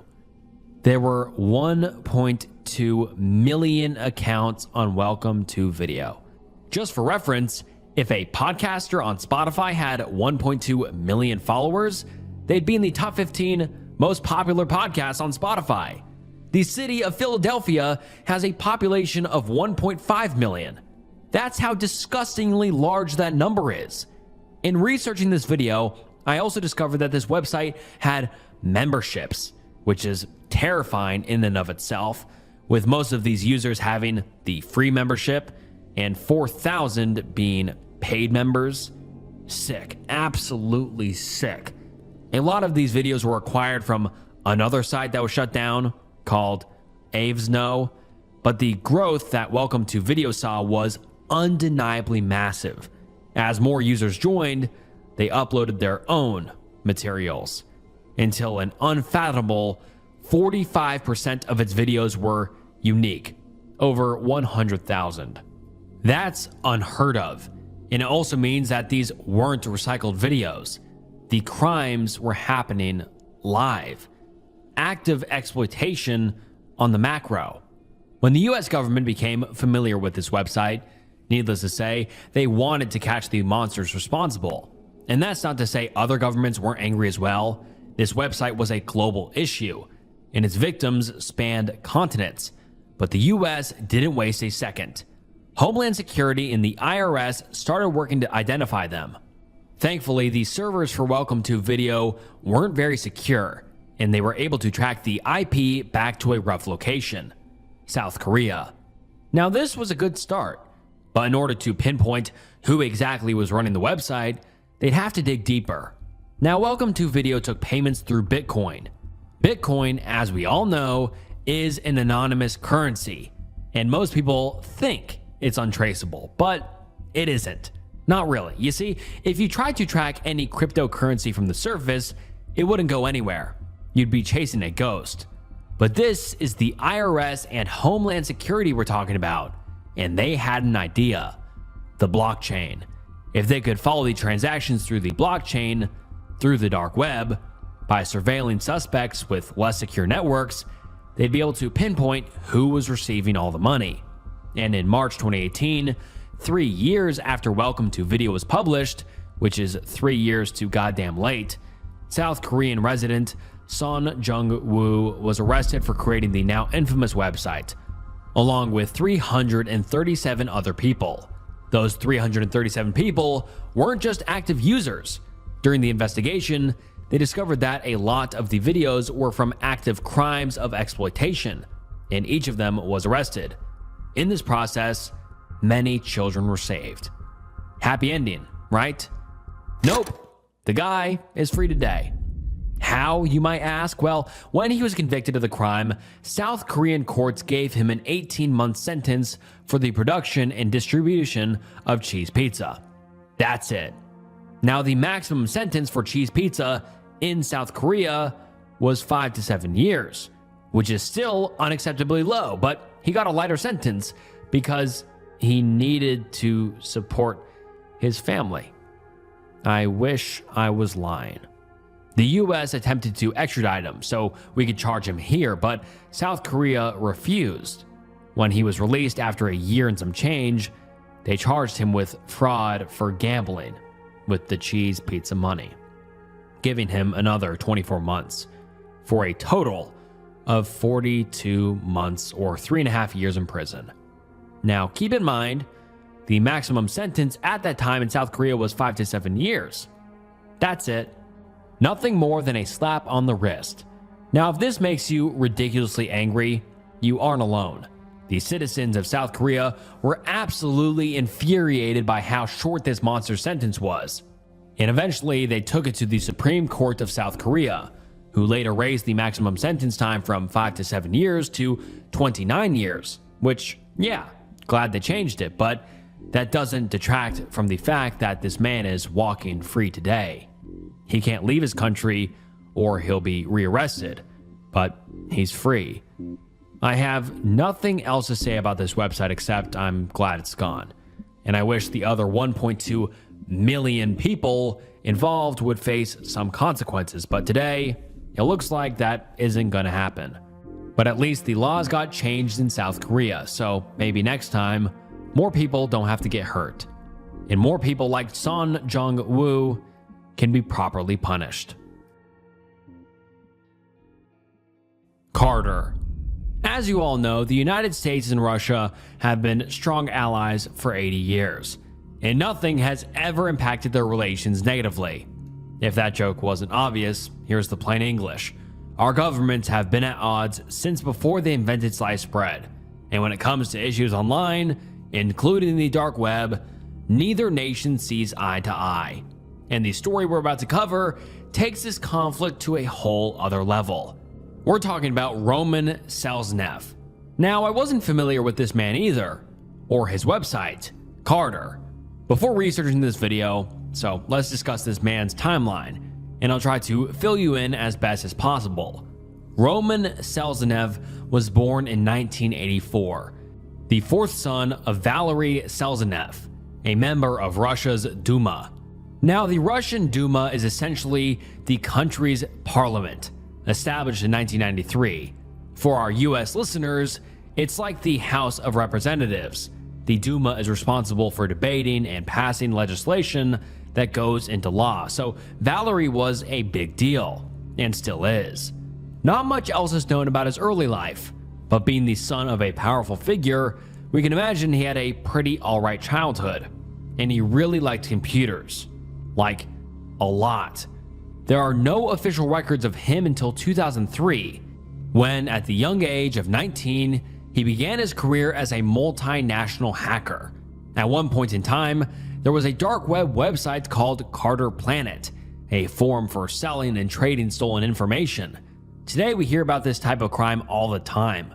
Servers are infiltrated, Facebook gets a data hack, and suddenly people are getting charged $10 for a drink they never bought, in a country they've never visited.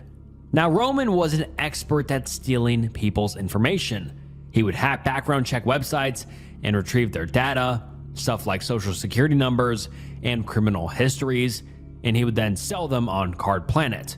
He was making so much money. In fact, he hired an employee, but there wasn't a lot of business in social security numbers.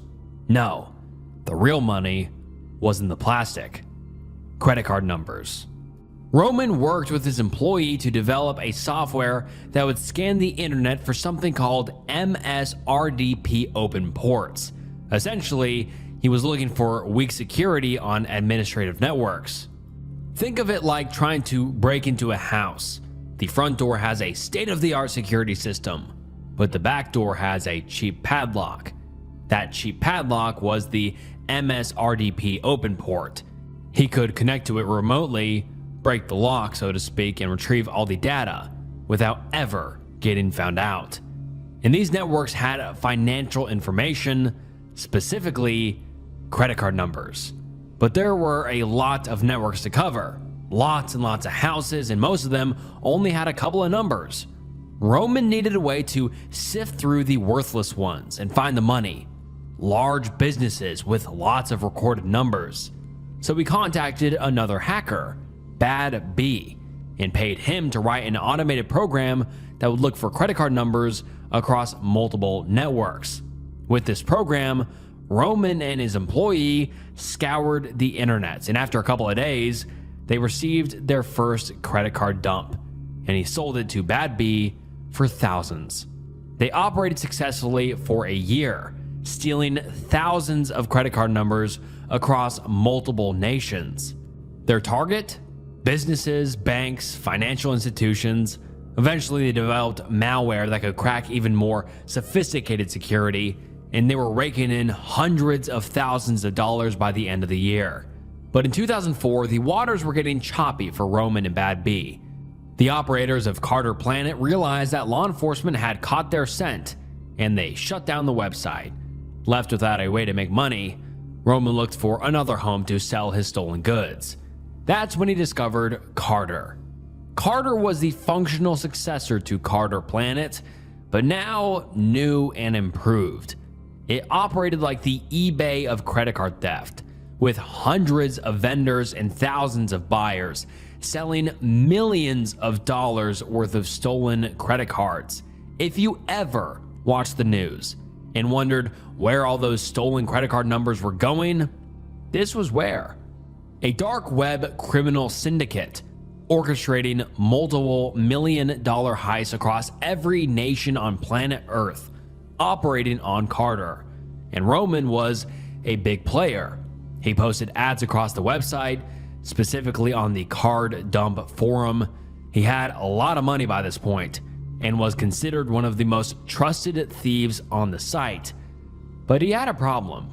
Hacker Bad B, his longtime partner and friend, was getting jealous. Roman was making a ludicrous amount of money using a program Bad B had devised, and before long, their relationship began to sour. Friendship curdled into bitter hate, and an all-out war began. Anywhere Roman posted his ads, Bad B posted more. They wrestled over the sale of stolen credit cards and tried to screw the other at every opportunity, talking bad about the other and their credibility. It was a nasty, drawn-out battle between the two thieves, and before long, they were the only real players on Carter, the two master thieves fighting for the throne. Then, in 2010, Roman caught a lucky break. Bad B was arrested on a US warrant in France and was extradited on charges of fraud. The battle was won. The war was over. And Roman, left with no competition, was the crown prince of credit card fraud. And for 4 years, Roman reaped the rewards. He traveled the world, hired more employees, and was richer than ever. The smallest estimate for how much money he made is $17 million. He stole over 2.9 million credit card numbers for a total cumulative theft of over $169 million, plucked from the pockets of everyday civilians. That's right, he was single-handedly responsible for the theft of over $169 million, making him one of the most devastating thieves in modern history. Until 2014. You see, the United States were made aware of Carter about 2 years before Bad B was arrested. And this time, they weren't watching from the back lines. They had a front row seat. The Secret Service had infiltrated Carter and spent years following breadcrumbs to catch these criminals.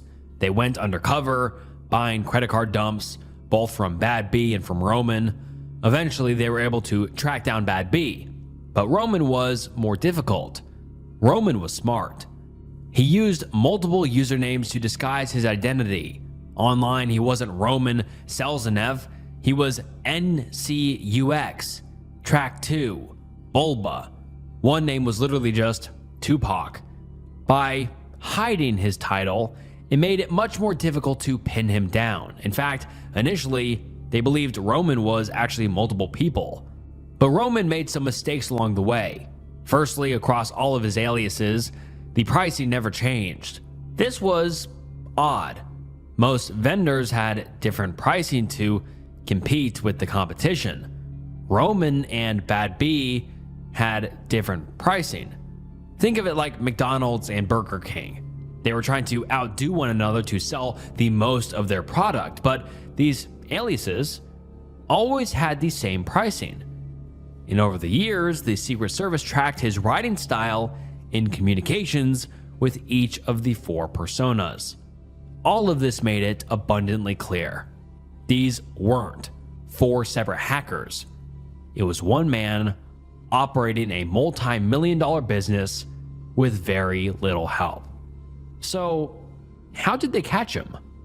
Well, after they buy a credit card dump, they'd collect all of the institutions that had the cards saved online.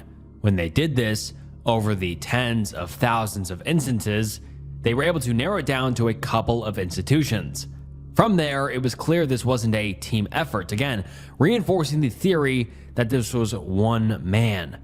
And remember when I was talking about MSRDP open ports? The cheap padlocks that Roman used to infiltrate these institutions? Well, Roman was remotely connecting to the networks from his personal computer. And in doing so, he left behind key information, the digital version of a physical footprint. He left behind his IP address. Even when he used VPNs, systems for obscuring his IP address, he would reuse the same systems, hosting companies and domains, all under the same aliases. And with this information, the Secret Service was able to get a name and a location: Roman Selzanev, the Maldives.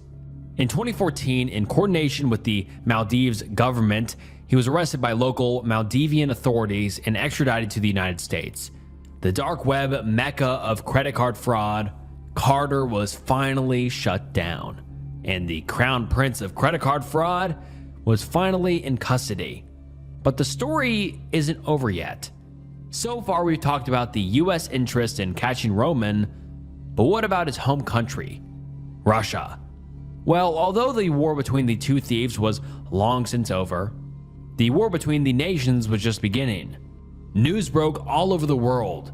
The United States made another arrest on a dark web kingpin, and another website shut down. The people were safe once again. But when Russia got word, they had a different story to tell. They called it an illegal kidnapping by the United States. According to them, Roman was their concern and their citizen, so the United States had no right to imprison him without Russian due process. They asked where Roman was being held, or where he had even been arrested, and the US refused to give up the information. The Russian government was pissed. To them, this was an incredible disrespect. Eventually, through the American legal system, the Department of Justice eventually revealed that Roman had been arrested in the Maldives, and this continued to exacerbate the national conflict. You see, the Maldives doesn't have an extradition treaty with the US, and still doesn't to this day. The government of the United States negotiated with them specifically to arrest Roman and shut down his dark web enterprise. But the Russians consider this a departure from international legal norms. However, the US was prepared to defend itself. Back in 2009, when they discovered Carter, they believed Russian citizens might be involved. So they reached out to the FSB, which is essentially Russia's FBI, and requested assistance in capturing the criminal who would later steal hundreds of millions of dollars from basically every nation on the planet, Roman Selznev. But Russia denied the request. They refused to help. In light of this, the US stated, "We had no other option. You didn't want to arrest him, so we did." So for years, he was held in the United States awaiting trial until 2016, when Roman was found guilty of wire fraud, device fraud, credit card fraud, illegal access to protected computers, and the compromise of over 2 million credit cards. He was charged with 27 years in federal prison, but he didn't spend 27 years in prison. Don't forget, Roman's father was a Russian politician. This wasn't some random kid. This was the Russian equivalent of a senator's son, and they wanted him back. Over the years, the Russian government continued to make a stink about the arrest, calling it politically motivated and unjust. But Russia knew they had an ace in the hole. Russia had a couple of prisoners we wanted back. Among them, 2 journalists, a handful of activists, and a US Marine named Paul Whelan. Whelan was arrested in 2018 in Moscow and charged with espionage, a charge the United States vehemently denied. In fact, Paul was initially told upon his arrest in Russia that he was being detained for the express purpose of a prisoner exchange. In exchange for these prisoners, Russia wanted a couple of people, including Roman, a business fraudster, a couple of spies, and the famous Russian assassin Vadim Krasikov. In 2024, the exchange was agreed upon, and Roman was released to Russia. When he arrived by plane in Moscow, he was met by Vladimir Putin himself, and to our knowledge, he now walks free. And alright guys, that wraps up some unknown dark web websites. I really enjoyed this video. This was a little bit different than the previous dark web websites. Like the title even says, these were unknown. These were a little bit more obscure. These were more unique, so hopefully you enjoyed. If you did find this video interesting, please like the video and subscribe to the channel. It helps more than you know. And if you enjoyed this video, I'm sure you'll enjoy others, so check out some other videos on the channel. I appreciate you guys watching. It means the world. Thank you so much for watching, and this was Snook, and I'll see you next time. Bye.